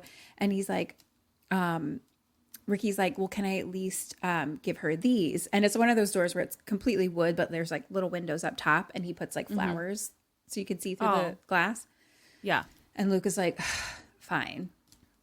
Just pass them through the door. So he like opens the door a little bit. And then fucking Ricky, who's a foot taller than him, just pushes the door open and like fucking walks in. And Luke is like, get out. You loser. And Ricky's fucking just little like, idiot. Ricky just goes into the living room and is like, is that pizza? Starts like eating a piece of pizza. And he's like, Ashley, just like fucking so nonchalant about everything. Yeah. And basically he's in the part of the living room where it's like, it's open to the kitchen, but like, it's just that like little piece of wall that's sticking out is blocking them. Like she's right on the other side of that and he's right on this side kind of. Got it. So Luke is like, she's upset. She can't see you. And Garrett is just like in the kitchen, like with the gun, just being like, please be quiet, please be quiet, please be quiet. And so Ashley is like fucking moving around and struggling, and she knocks the chair over. So Garrett immediately, so Garrett puts the gun down and then like runs into the living room where the boys are and is like, I got the rat. There's a big fucking rat in there. I got it. It's good. And Luke is like, she's upstairs because she has cramps. She's not doesn't feel well. She has cramps. And Garrett's like, yeah, and diarrhea. Like, can't see you. Question number 9. You're Ashley. So you like got yourself on the ground. What do you do? What does she do? I'm going to fucking wiggle. I'm going to fucking make that chair sing, bitch. I'm going to just wiggle my little ass. Oh, no, wait. No. I'm going to fucking real quiet, like I'm going to wiggle myself over in that chair. Uh-huh. And I'm going to get my She's hand. really doing it, you guys. You gotta join our Patreon to watch this. Just going to Action. wiggle on over. And I'm going to grab snake. that gun just like I grabbed the flashlight. And I'm going to be like, The gun is on the counter or like the table. So sorry to ruin your slither. I'm so sorry. She now froze I'm again. stuck in a half slither. She freeze framed again, and I was like, "Are you there?" She's freeze framed in like a half snake move, holding a gun. But with her arms tied. I'm in a little half snake right now. You just gotta drop the gun, keep going. Yeah, because you're on the ground. The gun I'm on the is ground. On the I thought table. yeah. Like he didn't just like throw it on the ground and like run away. Right. He put right it on into the my counter. hand. He didn't throw it right into my hand. He didn't do that. That's some real Alice in I like where your Wonderland head shit is there. I like where your head is. Keep. Where my head is? Do I bite it with my gun? No. No, then I'm going to go back to my loud wiggles. I'm going to go back to my that's me wiggling the chair to be like, Ricky, like, come on in here. Okay. And then when he gets there, I'm going to use my eyeballs to be like, the gun is right there. And we're going to do that together. Okay. That we're doing that together. Yeah. It's not my best. I was really in like wiggle snake mode, and then I had to really reroute myself. I just feel like if Ricky can like know I'm here and like he can overpower these little shits. Like I just need to like, you know.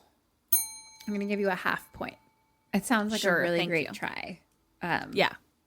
I don't have high hopes for it, I don't either. but I like the effort. I know it was a pity half point, and I'll take it. She does wiggle.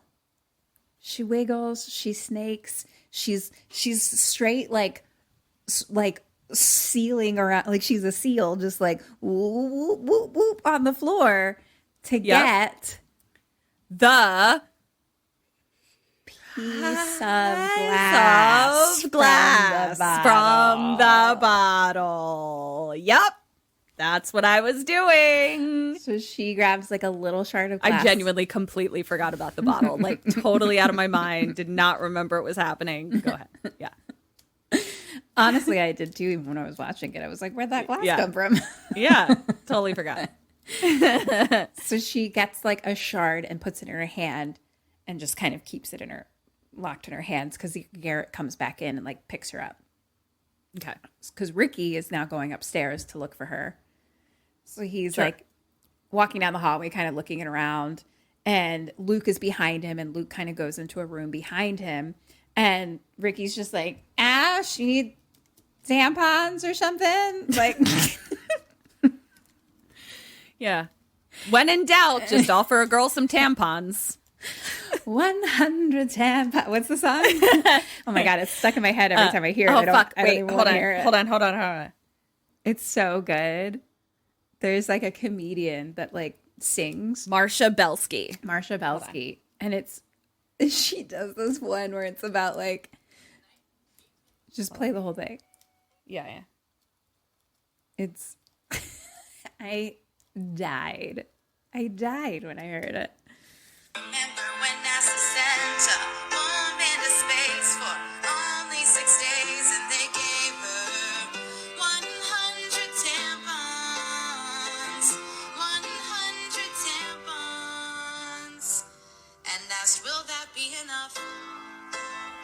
'Cause they didn't know if that was enough. These are our nation's greatest minds. They are literally rocket scientists. 100 tampons. 100 tampons. Literally my favorite fucking song. It's my favorite fucking song. Also, side note, did you watch her entire Marsha Belsky's entire special? Special? No, I watched like the link that you sent. So it was like 3 songs, I think. 3 songs. Okay, yeah. She's phenomenal. She's like blowing up now. Funny. Good. She should. Yeah. Everyone go look for Marsha Belsky. She's amazing. Also, I did Google fact check that, and they really did. No, they really did. They really and did. it wasn't even like, I think it's kind of covered like in the song, like not that part, but it's like, they didn't even say like, are you going to be on your period for the 6 days yours in space? And if you like, are, what do you need? What do you need? Yeah. Like it was just. Here's 100 tampons. Is that enough? And listen, I have a heavy flow. I maybe on my heaviest fucking flow, like something might be wrong, heavy flow, I might use a box of tampons. Even that is only 40 tampons. I was going to say, like, you know how many boxes they had to buy to equal 100? Like, how many do you think we're buying each month? Yeah, like, it's so bananas. I just love that she's like, they're literally rocket scientists. These are our nation's greatest minds. It's so ridiculous. So, yep. When in doubt, offer a woman tampons. That's Ricky. So he's just like, babe. And then he kind of looks into that one room and sees like the broken glass on the floor and is like, oh, from the brick. From the brick. Yeah. And then Luke comes out of the room he was in, comes up behind him and hits him with a baseball bat. And then starts dancing. He's literally like, woohoo, and then he's like doing a whole fucking dance. But Ricky behind him starts to wake up a little bit and is like, the fuck? And so Luke tries to swing again and Ricky grabs the bat and takes it from him. So then Luke fucking runs. Yeah. And Ricky gets behind him, like slams into the wall and then like throws him on the floor, like right in front of Luke's room. This is a bonus point because I don't want you to be inside Luke's head. Okay. So you can get it. But what does Luke do? Where did Ricky just throw him? So he kind of like hit him against the wall and then like drops him like right in front of his door, Luke's bedroom door in the hallway. I'm going to scoot into the room and like kick the door closed so it like knocks Ricky back. No point. Great. Luke grabs the pencil from under the carpet. The fucking the sleepwalk. That was in my mind. That was a whole other movie. Remember like that was like that was a whole other fucking movie with like Putty is his dad. Oh my god, that was this. What movie. The fuck? Okay, I mean, I know that it was like 3 movies ago, but it was actually this movie. This movie. There's been at least 2 to 3 movies that have happened since then. Yes, there have. It's changed. It's a wild ride, this one. It really is. Okay, here we go. Grabs the pencil. So he grabs the pencil and stabs Ricky in the cheek. Ouch. And Ricky, like, pulls it out. Yeah. And then... Is Ricky of age, do we think? Can I be attracted to the idea of Ricky? He's probably, like, 18. We'll give him 18. Let's say he's 18. Great. Yeah. Okay. He seems like he, like... Yeah. Because he has, like, a job, basically. Okay. Great. Yes. Just wanted to check. We'll say he's 18, 19. Let's go with 19. Let's go with 19. He's 19. Yeah. Ricky grabs the bat and he's like, you're dead. And then Garrett comes at the top of the steps holding the shotgun. And he's like, drop it. Oh, no.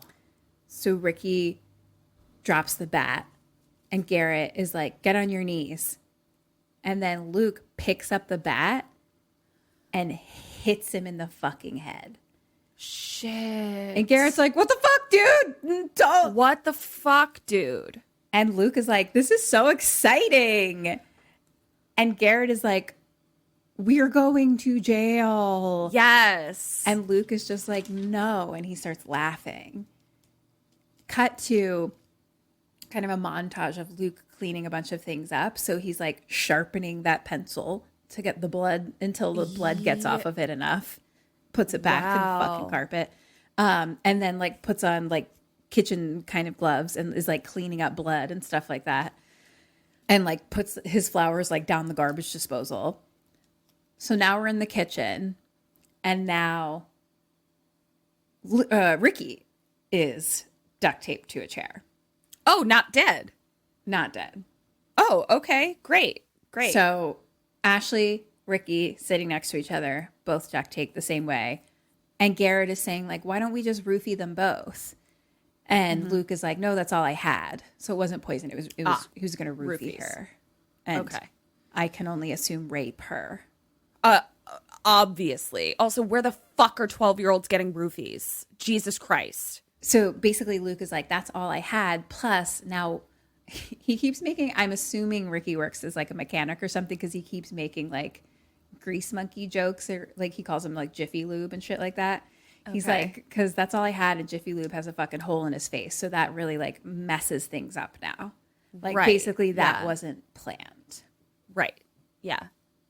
So Ashley's like trying to talk, mumbling through it. So they take off the tape, and she's like, kind of like makes this whole thing where she's like, look, just like let Ricky go, and he'll go tell his roommates that like this happened, and like Garrett can go with him to like verify, and like I'll just go home and we'll forget about it. Da, da, da, da. And Luke is like, yeah, and then the cops come arrest me in my jammies. No. Right. And Ashley is just like, oh, why the fuck did you do this, Ricky? Like I said, I would text you. And Yeah. Ricky mumbles something and kind of like head nods towards his phone on the table. Uh-huh. And then she's like, looks at Luke and she's like, you texted him. You texted him. Oh, shit. So Luke puts the tape back on Ashley's mouth, and Garrett's like, wait, you text him? And tries to go kind of like grab the phone. And so like, Lukey, Lukey Lou. and Luke's just like, no, man. And he like grabs Ricky's phone and he's like, I was going to tell you, but like fucking Grease Monkey got here 15 minutes early. He's like, I had it all planned out. And like, Garrett's like, is there anything else that you like lied to me about? And like, Luke's just like, why don't you just like go like take a walk and like chill, man? So Garrett goes into the living room, and Luke goes and gets Ashley's phone out of the fish tank. And he's like, it still works. And I was like, there's no fucking way that phone still works. That's insanity. There's no fucking way. But- it was submerged for many hours. It's whatever. It's working. yeah. So he's like, now it's time to invite our second guest, the douchebag X.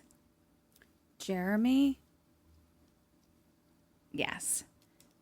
And he takes Ashley's tape off and like puts the phone near her, and he's like, I want you to invite him, and like holds the gun up to her face. And Ashley's like, you're not going to shoot me. And Luke cocks the gun. Shit. But Ashley is just like, I'm not involving anyone else. Okay. So Luke then just calls from the house phone, and he puts the tape back on Ashley. And Garrett is sitting on the couch in the living room. And Jeremy picks up. And Luke's like, I'm calling for Ashley. And Luke's like, oh, there's no Ashley here. Wrong number, man. Hangs up. Right. Yeah.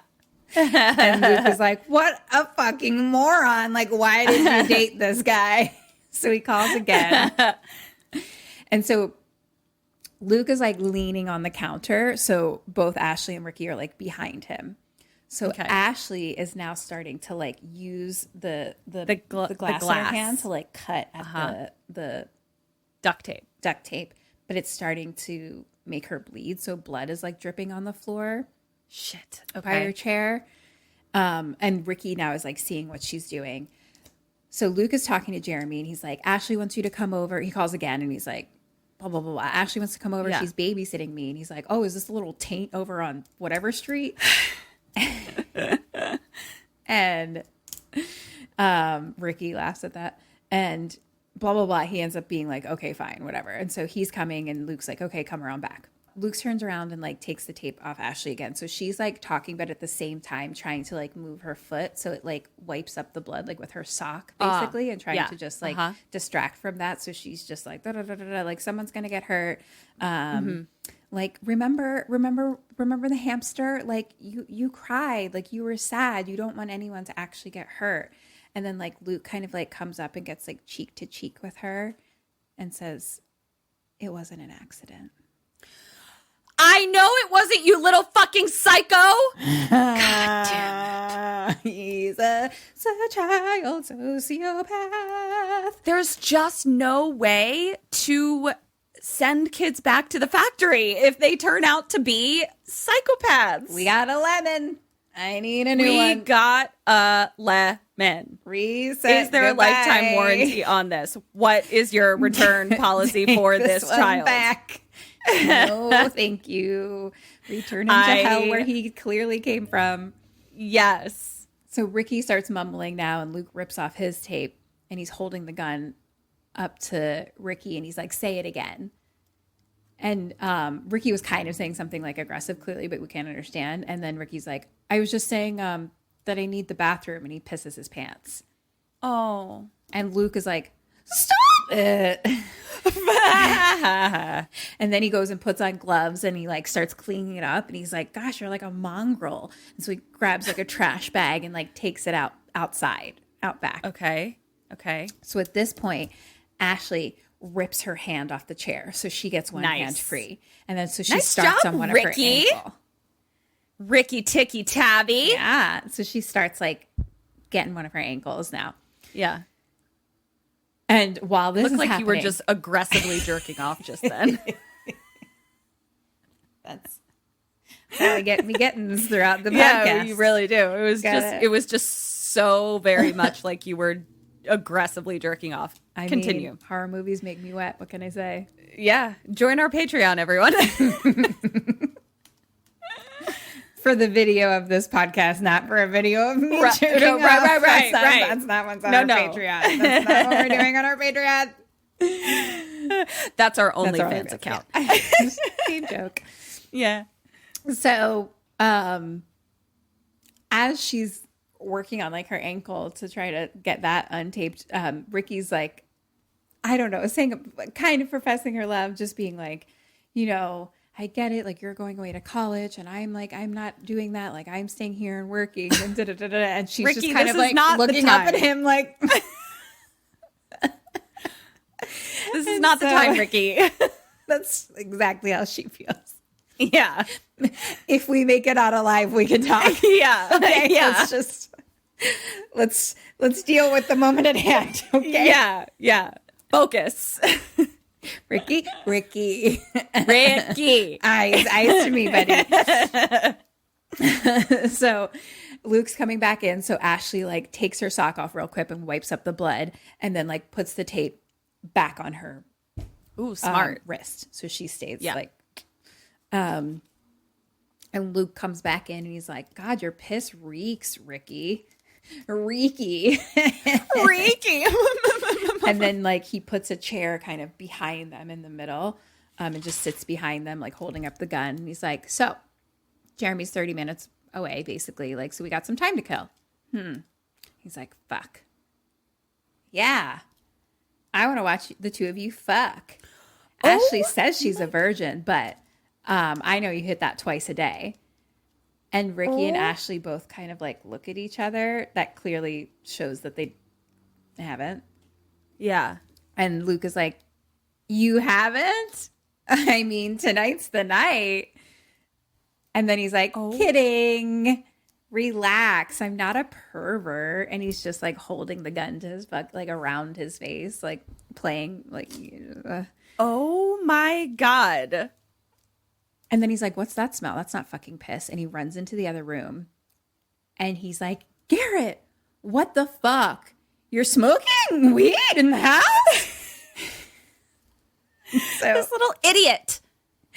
Now Ashley goes back to cutting the tape on her ankle.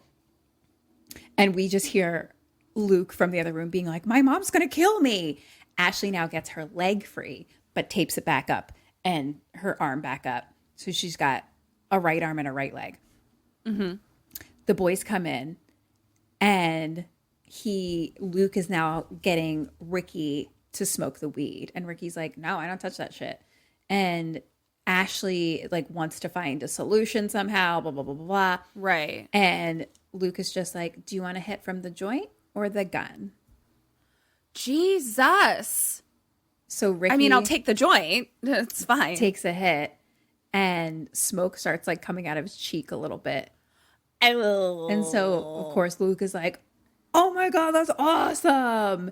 And so he goes behind Ricky and holds his nose and mouth shut. And Ashley's like, what the fuck? And Luke says, the house smells like marijuana, so we need to get it into his system. And then he starts dragging his chair and puts him in the foyer, like right in front of the door, looking at the door. Mm-hmm. Mm-hmm. Garrett is just like now in the foyer with them, like just smoking more because he's like terrified. Yeah. Yeah.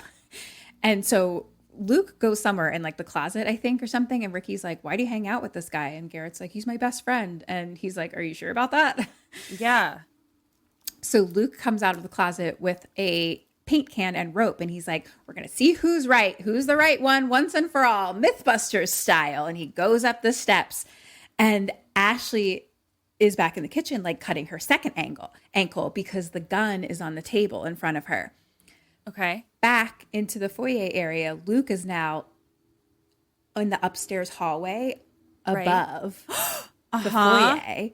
And Ricky's like, what the fuck is going on? And Garrett's like, I have no idea. Paint can comes flying down next to both of them, flies through the air. And Garrett's like, are you going to fucking Home Alone him? And Luke is like, oh my God. I'm just checking. Is it level with his head? And it is swinging. Like it's like right next to them. And Garrett's like, you're going to fucking kill him. And Ricky's like, untie me, dude. Like unfucking tie me. And Luke says, well, you said the paint can would knock him backwards, like in the movie. So we're going to have to try one more time. And so he like pulls the paint can back up. Ashley back in the kitchen is like almost free. And Luke tells Garrett to blindfold him and he throws down his dad's like Christmas tie. Oh, fuck. So Garrett blindfolds him. Ricky's freaking the fuck out. Now Ashley gets both her ankles free. So she picks up the chair. Now the chair's just like on her left arm because she's like, fuck it. So she grabs the gun and Ashley runs into the foyer and she's like, put it down or I'll shoot you. Nice. And so she's like down right in front of the door and she's like, put it down. And Luke says, okay. And drops the paint can. Fuck. And it swings and we just see yellow paint splatter everywhere. And Garrett and Ashley's faces, which are horrified. Like your face right now. Oh, and then my God. We just see a shot of Ricky's boot and it's yellow paint. So it's just yellow dripping everywhere and red. It looks like ketchup mustard pouring all over his foot. Oh my God. So it didn't knock him back. That was their debate. I know. I'm shocked. I guess we should try it, Ketrin. You fucking psycho bitch. I'm just That's like... what Ketrin got out of this part of the story? Shit. Oh my God, you guys, I'm terrified. What the fuck's happening? I think I just wrote on my face, like, what the fuck is wrong with you, you fucking bitch? You psycho? That's what Ketrin took out of this. I need everyone to know that. Ketrin, we're not going to post-mortem this. We're not going to post-mortem doing our own experiments of will a paint can knock you back or smash your brains in. Well, we'll see. Just kidding. No, I mean, that's... So he's sitting, but he is sitting in a chair. Yes. Yes? Uh-huh. And it swung at the front of his face. Yes? I believe so. Not like at the back of his head. I don't think so. It's not the... Right. It's like we don't watch it happen. We see right. It's just like fucking terrifying. And then it's yes. ketchup and mustard. Yeah. God damn it. Okay. So Ashley starts sobbing, and Luke starts coming down the steps, just being like, "Oh my God, holy shit, his head exploded. Did you see that? I told you, Garrett." And Ashley holds the gun at him, and she's like, "Why are you laughing?" Shoot him! Shoot him! And Luke says, "You can't shoot me, Ashley." And she's like, "Don't come any closer." And she holds the gun up in the air and pulls the trigger, and it clicks. Fuck. And Luke says, "A responsible parent always keeps the ammo separate." Oh, God damn it. You little fucking piece of shit.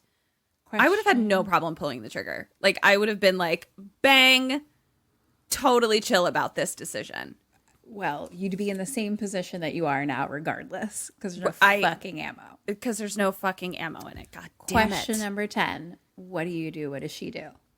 How far away am I from him? You're pretty close. Couple feet. Like, he kind of like, I don't know. He's like towards the middle bottom of the steps, I think, and you're like right in front of the door. And he doesn't have a weapon. He doesn't have a shotgun. Nope. Okay, I'm just going to bum rush this teeny tiny little scrawny piece of shit 12-year-old whose balls are still up inside of his fucking abdomen, and I'm going to smash him to the ground and fucking hit him with the gun in the face over and over and over again. Goodbye. Oh, do I have to come up with what she does? You do. That's our game. this one's breaking Ketra, and I can see it in her eyes. She's not okay, guys. I'm so angry. You guys, she's not okay. I'm so angry. Where the fuck is Garrett? Where the fuck is that little peer pressured little bitch? Next to you, also horrified. Just like next to me, horrified. Okay, I think she bum rushes him too, but she probably doesn't kill him. She probably like fucking ties him to a chair. Maybe she enlists Garrett to be like, let's fucking take care of this little bitch. The end. Point for you. Yeah, yeah. I love it. Yeah. She runs. Goodbye. She literally drops the gun and fucking bolts out the back door. So she like runs through the living, through the kitchen, goes out the back door. And Luke yells to Garrett, like, get her. Like, if she gets away, we're both dead. And so Ashley runs out into the backyard, kind of like hits something and trips and falls. And then something red is on her shoulder. It was a tripwire. Oh, no. And it was paintball gun that shot her. From Garrett. Okay. So that's what they did with Garrett earlier. Got it. Okay. So Garrett runs. She like fell into the snow. And so he like gets on top of her. Mind you, she still has a fucking chair connected to her arm. Oh, that's right. Okay. You could have beat him with that too. Like she's just flying through the air with this chair. So Garrett's glasses fall off. She hits him. She's trying to like crawl away. He's like grabbing her legs and dragging her back. Then Garrett hits the wire and like he gets shot with the paintball and he's like, ow. And so Ashley then like kind of like pushes they're standing up now. Ashley like pushes the chair towards him. So they're kind of like fighting over the chair. And so the chair breaks. So like the only part connected to her now is like the arm piece. Right. Just one forearm to forearm. That's it. Sure.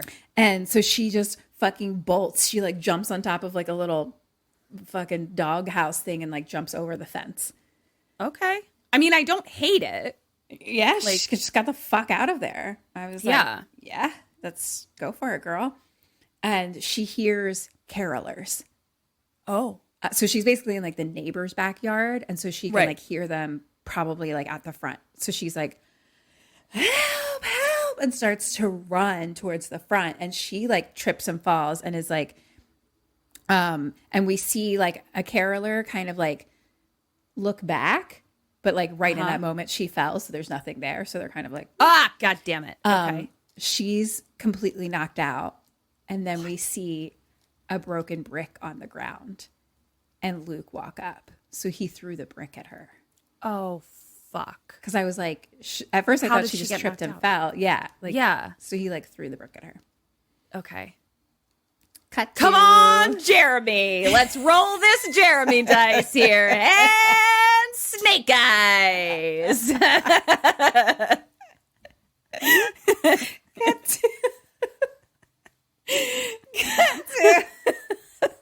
This was truly me last week in Misery, where I was like, no, like every time, so close, Oh, God. so close. Okay, cut to carolers on our front porch, and Luke in like a new lovely little Christmas sweater, and he's handing them each hot cocoa, smiling. Oh, my God. And we just slowly pan to inside, just like dead, covered in yellow and red Ricky. Yeah. Yeah.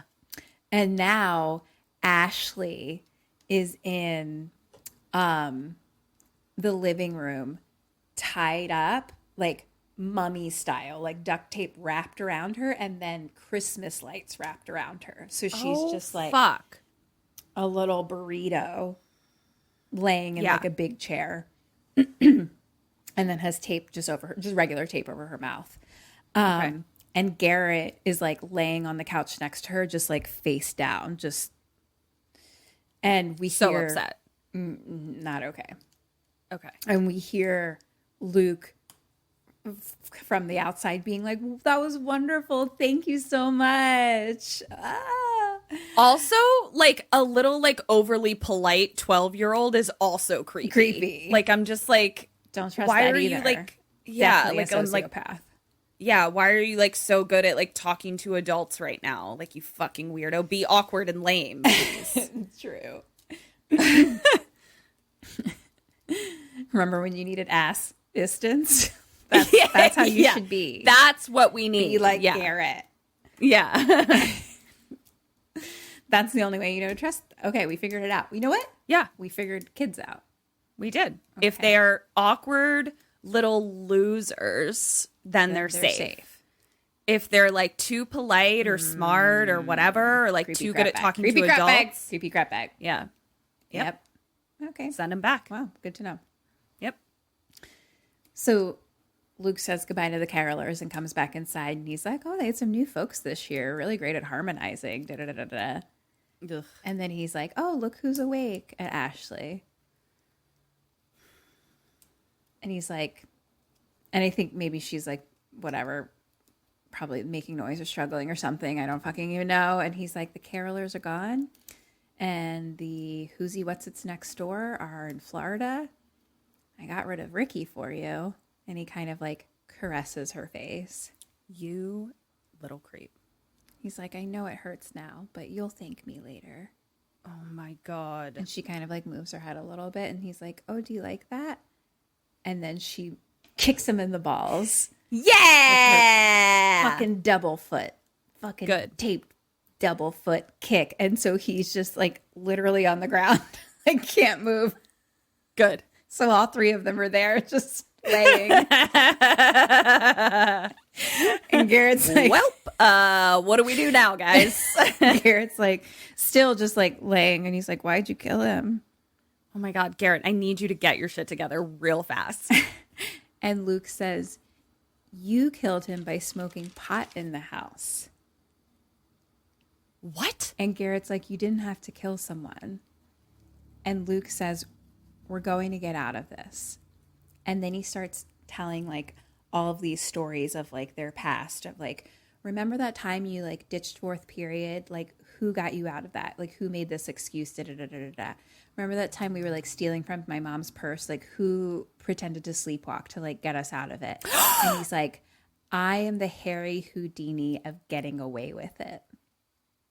And he's like, I know exactly how tonight plays out. Just do what I say. You little fucking fascinating little piece of shit monster. I mean, look, do I want to watch the documentary about him? Yes. Yes. Do I want any part of him in my life or for him to kill anyone? No. No. Do I want to babysit him? Hell no. Fuck. So now Luke is home. I think he's on Ashley's phone, just holding it. And he's like, Ash is going to make a post.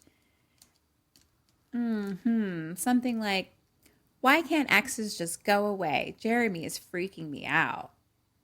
What? So Also, that's like not clever. Like no one would ever post that. You have no idea how girls talk. Loser. idiot. Fuck you. Fuck you, you little Fucking shit. piece of shit, creepy crapbag psychopath. Ah. Fucking tasking masculinity incel motherfucking God. no consent piece of shit. Such a loser. Anyway, he is like, Garrett, make sure she stays quiet. I'm going to go deal with Jeremy. And Garrett's like, you mean kill him? And Luke's like, of course not. I'm just going to plant the seed. And he's like, and then when I come back, we'll get that paint off you because you look like a fucking hot dog. And he kind of just like smacks his face a little bit. Like, Oh my God. just, he's having the best time. Luke's having the best night. He's Yeah, he's living his best life. He's Yeah. he figured out his Mythbusters thing. Yeah. Like, great time. So he leaves. Ashley starts kind of like mumbling, trying to talk. And Garrett's like, just stop. No, Like, Garrett. Garrett is defeated. Ugh. And now cut to outside in a car we can only assume is Jeremy, who is all that you can assume Jeremy would be. Quite the douchebag. Yep. I see him. I realized see it took him. me forever. I like stared. I watched this for so long where I was like, who the fuck is that? Who is that? And it's the older brother in Stranger Things. Did you watch? Oh. But not the main older brother. In the second season, it's like the kids who move there and it's like the older stepbrother.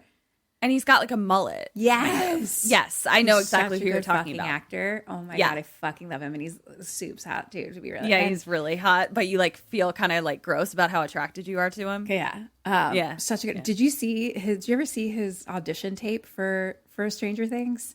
No. It's a self tape. He booked it off a self tape and it's so fucking good.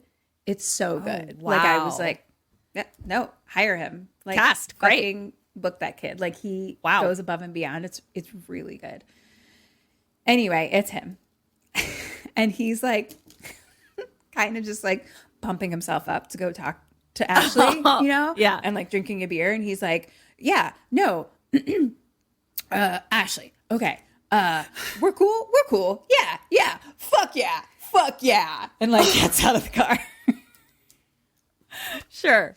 So, you're putting all your money on Jeremy, Kat. You already put it down. Here you go. Jeremy on black. Here we go. Let's see how that bet plays out for you in Vegas. You know? Woo! He goes into the backyard. I'm all in. And he trips over some fucking wooden thing. And he's like, what the fuck is that? And I was like, it looks like a catapult. And then we see it's outside where the broken window was. Oh, so catapult brick. He put got that's it. how they got the brick up there. Okay. So slowly the Home Alone pieces are Sure. fucking being shown. He goes up to the back door, but all the curtains are drawn and stuff like that, and the lights are off inside. And so he's like, Ashley, and he's like kind of looking, kind of knocking. And inside, Ashley's like, and Garrett's like holding her mouth. And then behind Jeremy, Luke is like, hi. She's inside. Have a seat. To like sit in the swing that's from the tree. Okay. Uh-huh. And he's like holding like a book in his hands or something. Okay. Back inside, Garrett and Ashley are kind of just like sitting, like, so she's like quiet now. So he's just like right in front of her and he's like kind of just again dejected and like leaning over her and just being like, I just want tonight to be over. Yeah. And so his hand is right near her. So she kind of reaches through like the little lights and like holds his hand. Yeah. We all befriend assholes at that age. Like we're all just trying to figure like he didn't know. You didn't know, buddy. You didn't But know. you can But be like the hero. yeah, you can. This could This be is your a character moment. building thing, Garrett. This could Let's be your moment. let's build some character, buddy. Back outside, Jeremy's now sitting on the tree swing. Luke says she wants you to apologize and hands him the book. And Jeremy's just like a real douche about it, basically, where he's just like, apologize for what? You know, like it's just whatever, being a douche. And so anyway, he like takes the fucking book and he's like staring at Luke being like, "Dear Ashley, I'm sorry." And then throws the book back at him. And Luke's like, "That's it? You're done? Like, you want me to take this in right now and tell her that that's like all you did?" And so Jeremy's like, fine, takes it back and like rips the cap off and like spits it at Luke and starts to write again, a little more sincere this time. Inside, Garrett takes the tape off her mouth and is like, "I don't know why I'm doing this." Question 11, what does she do? What do you do? I'm so tired. Agree to marry a 12-year-old. Luke or Garrett? Whichever one. I don't know. Who wants it? Okay. So she got Garrett to take the tape off her mouth. Mm-hmm. I'm going to go the whole way, buddy. Like, let's untie me and let's go get his fucking dad's shotgun. Like, let's get out of here. And then, no, fuck it. I'm not even going to get the shotgun. I'm going to be like, just get me out of here. And I will tell everyone that like you were not involved in this, blah, blah, blah. Let's go to the police. Untie me. What does she do? She convinces him to untie her, and she does the shotgun thing. Let's go get the shotgun. I'm going to give you 1.5 points. Okay. I don't really know why I asked that question, but she is like, "You're a good person. Like, you didn't know like what he was capable of. Like, why don't you untie me and we'll run across the street and we'll call the cops." Yeah. And he's like, "No, Luke will freak out." And she's like, "I won't let him hurt you." He's like, "He's my best friend." And she's like, "No, he uses you and he manipulates you." So she's like really trying to like connect with him. Back outside, Jeremy is sitting by himself on the swing, writing, and he's like, "Okay, I'm done." And Luke's not there, and he's like, "Kid, like, where are you? I'm done."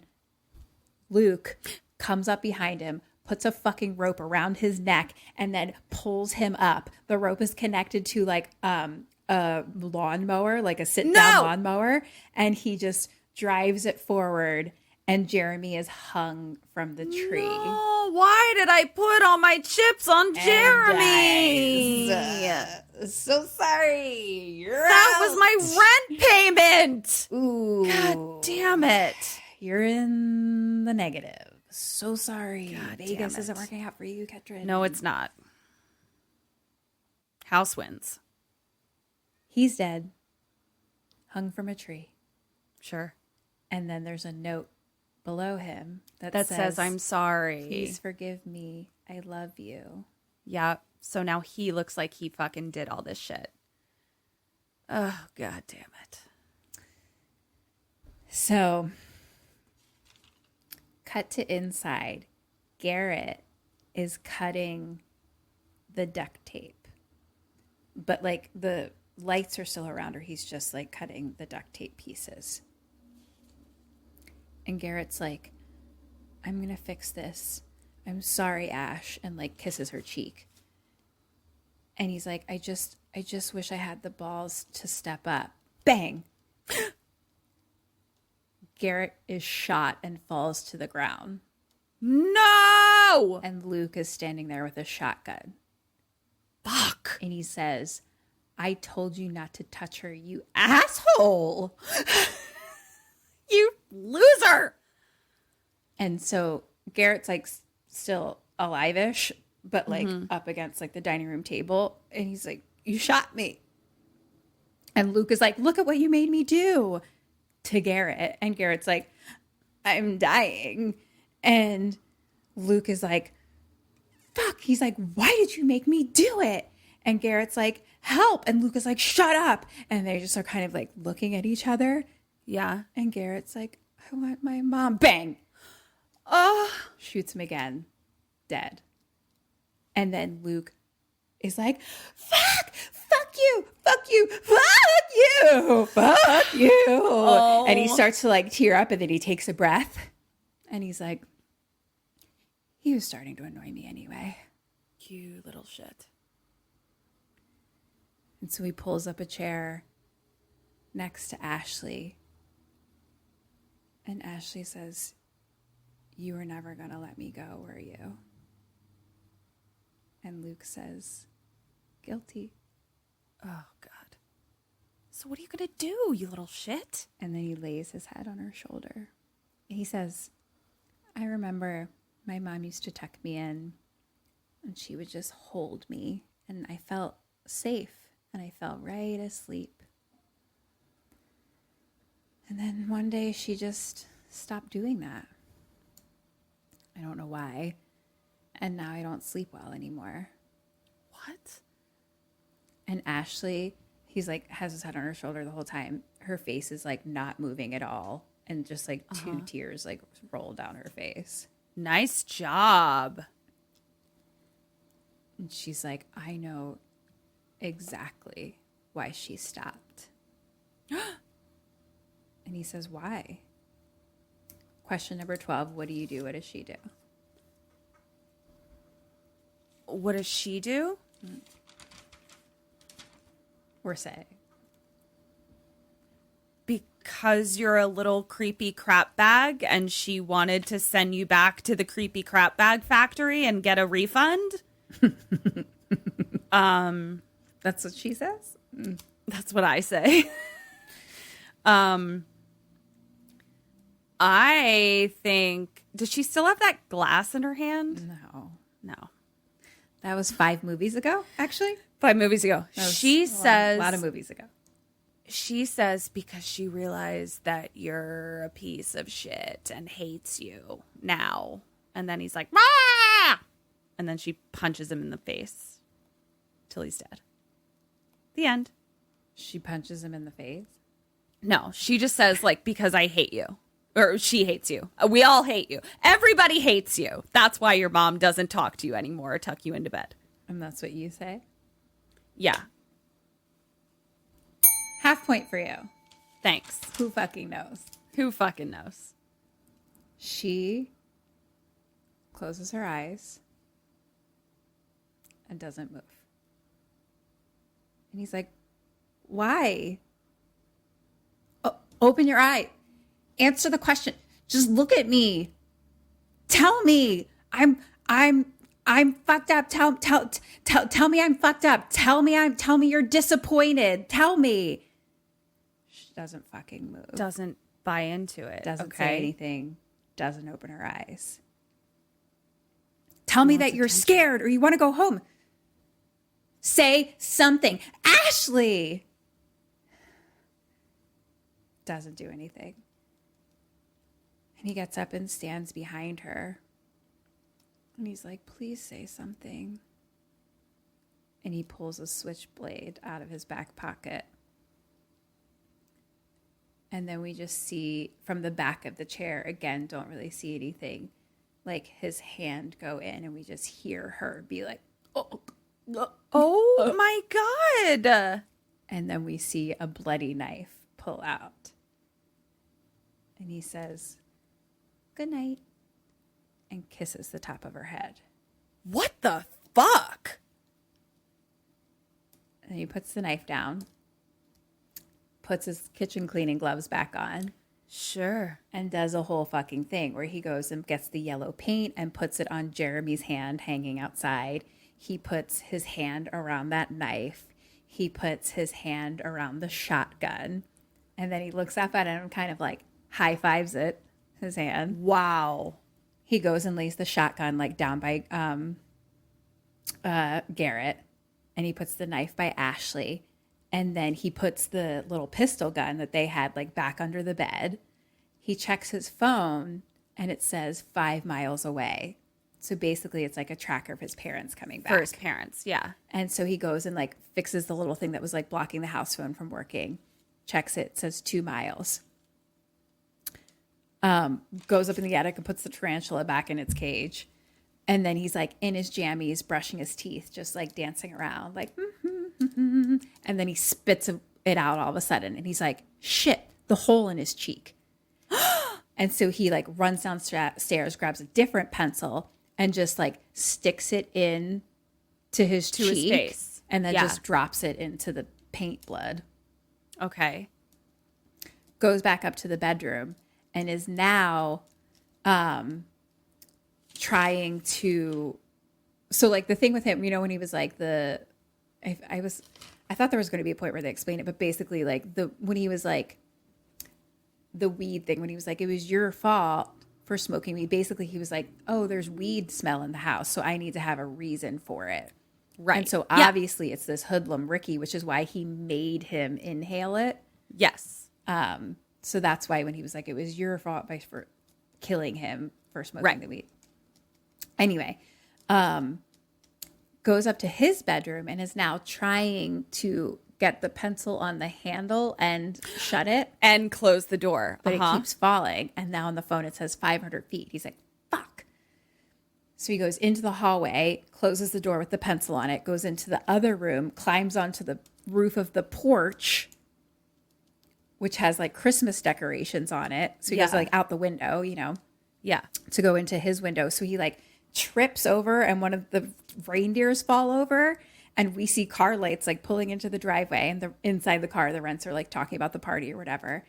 And so he's like, fucking reindeer, and like puts the deer back up, and he's like hiding behind Santa's sleigh and starts to like slowly back up towards the window. And then like a candy cane knocks over and he like catches it right before it falls off the roof. Fuck. And now their parents are like walking towards the house and they stop and look up. Everything's normal. He's not there. Normal. He's inside his room in bed, takes his sleeping pill, closes his eyes. And then opens them real quick. And he like gets down under his bed and turns the sound machine on. Okay. Goes back to bed and is asleep. Like a sweet little baby psychopath. And then we just hear the distant sounds of screaming from inside the house. And his mom is just like, oh my God, Lucas. And she runs into him. Cut to cops and ambulance outside. And mom is just sitting on the bed holding Luke like a baby. And he's like, what's going on? And she's like, shh, I got you. Oh. And dad is out in the hallway talking to a cop about like, you know, it's a tragedy, all these things. And Luke just sits there and smiles. The end.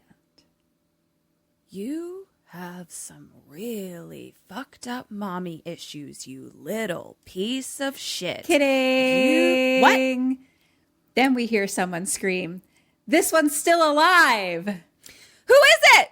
So mom leaves Ashley? the room and Luke looks out the window and they're rolling someone into an ambulance.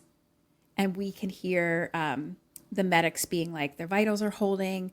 It's a stab wound to the neck. And we see it's Ashley and they say she put duct tape on the wound to stop the bleeding. Smart girl, saved her life. Yes. And he looks down at her through the window and she pulls her hand out from under the blanket and gives him the middle finger. Fuck yes, you little piece of shit. Joy to the world. Da, da, da, da. And the ambulance drives off. And mom comes up behind Luke and hugs him. The music plays. Cut to black. Credits. Couple credits. Back to Luke in his bedroom. He says, Mom, I'm worried about Ashley. I think we should go to the hospital. Cut to black. I'm not taking any visitors, you piece of shit. Visiting hours are over, bitch. End. Oh my God. Well, this has been a PSA from Kim and Kat to not have kids. Goodbye. Because they're all creepy crap bags in so many ways. There's so many ways for them to be creepy crap bags. Yeah. It's just it's a shocking smorgasbord. almost. Yeah. Shocking. Of how many different varieties of creepy crap bags there are. Total my points. I think I did terribly.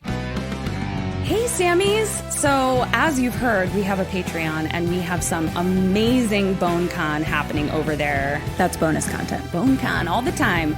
We are constantly updating our benefits and we would love for you guys to come hang out with us over there. And we actually have some deals going on right now if you join soon. Join for an annual membership by the end of 2020 and you'll get 2 months free. So, Sammies, what are you waiting for? Come on. Come over to Patreon. We're all hanging out. Goodbye. We're all gonna stay alive.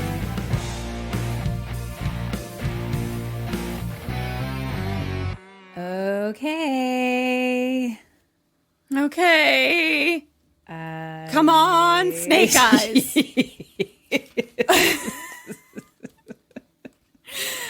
Or is it Lucky Sevens? Maybe I was supposed to be asking for Lucky Sevens this whole time and kept getting Snake Eyes. That's exactly what happened. Yeah. Right. You didn't get your Lucky Sevens, but you did get Snake Eyes. Snake Eyes. For Dead or Alive, you got that 2 out of 7. Oh, thank you. Questions, you got 13.5 out of 25 for a total of 15.5 out of 32. Ooh, wow. You're not wow. dead, but you're I mean, it's better than, I can't believe I'm having to go back to saying this. It's better than open house. It is, actually. It's better than 11%. So It is. I'm alive. Wow. That sounded great, but also I hate that kid. So good. I honestly left it feeling triggered. Like I didn't feel good. I feel triggered. It was upsetting. And I wasn't expecting it to be. Like it was like a horror comedy kind of thing. Like I was expecting the babysitter. I was expecting Same. almost It like was the babysitter at the beginning and like a home invasion Yeah. and like they together Yeah. fight. Yeah, no, which is why it was so good. Like it was yes. very well done because like it tricked you, it tricked me. Like I was like, the fuck? Wow. I kind of want to, I'm going to like watch this with my eyeballs. It was like I wasn't expecting it. Like it was very well done. And then just like I love shit like that too, where it's just like there's a whole plan and you're trying to figure it out the whole time. Yes. You know what I mean? Where you're just like, oh, this all falls into Brilliant. place. Okay, we need to remember But, to like- to duct tape our wounds. Yeah. I think we've done that Duct before. tape our wounds. That's always a good one. Yeah, But I yeah, gotta file it this was away. the toxic masculinity of it was Upsetting. upsetting. Especially to have it be coming from like A 12 a kid whose balls haven't even dropped yet. Yeah. Like his body's not even producing enough testosterone yet. And he still is toxically masculine. It was yeah. It was tough. It was fucking tough. And like all the things that I talked about, like it was just like the consent, the toxic masculinity, the fucking incel shit. Like I was just like on top of him just being a straight sociopath, Yeah. but like it was almost the you know, people who aren't sociopaths do a lot of those things. Yeah. And I Okay, think that's what was upsetting. parents of boys out there, please talk to your children about how the patriarchy makes us all victims, including boys. And Yeah, no, we need to be teaching our boys not to do things and things that aren't okay, not just teaching our girls to defend themselves or to fucking cover their drinks and shit like that. yeah. We Wow. need to teach boys wow, not wow, to wow. put things in drinks. Yeah.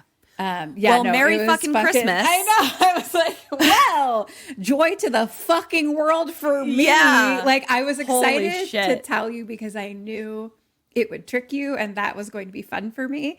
Yeah. But I also was like, like something inside of me feels not okay. Yeah.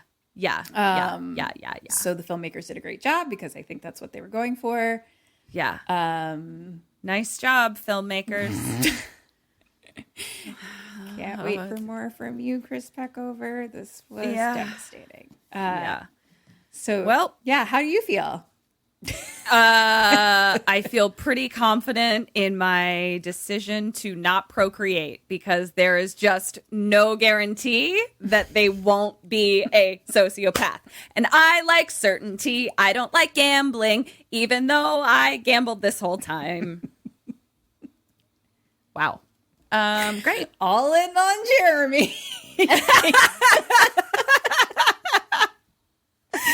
I was like, this is going to work out great for you. It didn't. It worked the opposite of great. Cool. Well, anything else? Thank you to our patrons because it was Great pick. a really good pick. Great pick. So high fives all around to you guys. Yeah. Merry fucking Christmas. Yeah. We love you guys. We love you so much. Rate, review, and subscribe to us. And also remember, be our mouths. Please be our mouths. Please be our mouths. This has been Kim and Kat. Stay alive. Maybe. So until next week. Stay alive. We have one more episode before the end of the year. Oh, fuck yeah. It's going to be the end of 2020. I think it's going to be Lucky Sevens on 2021, guys. Hey, let's roll it. Hey, all in on 2021. Hello. Goodbye. We love you. Goodbye.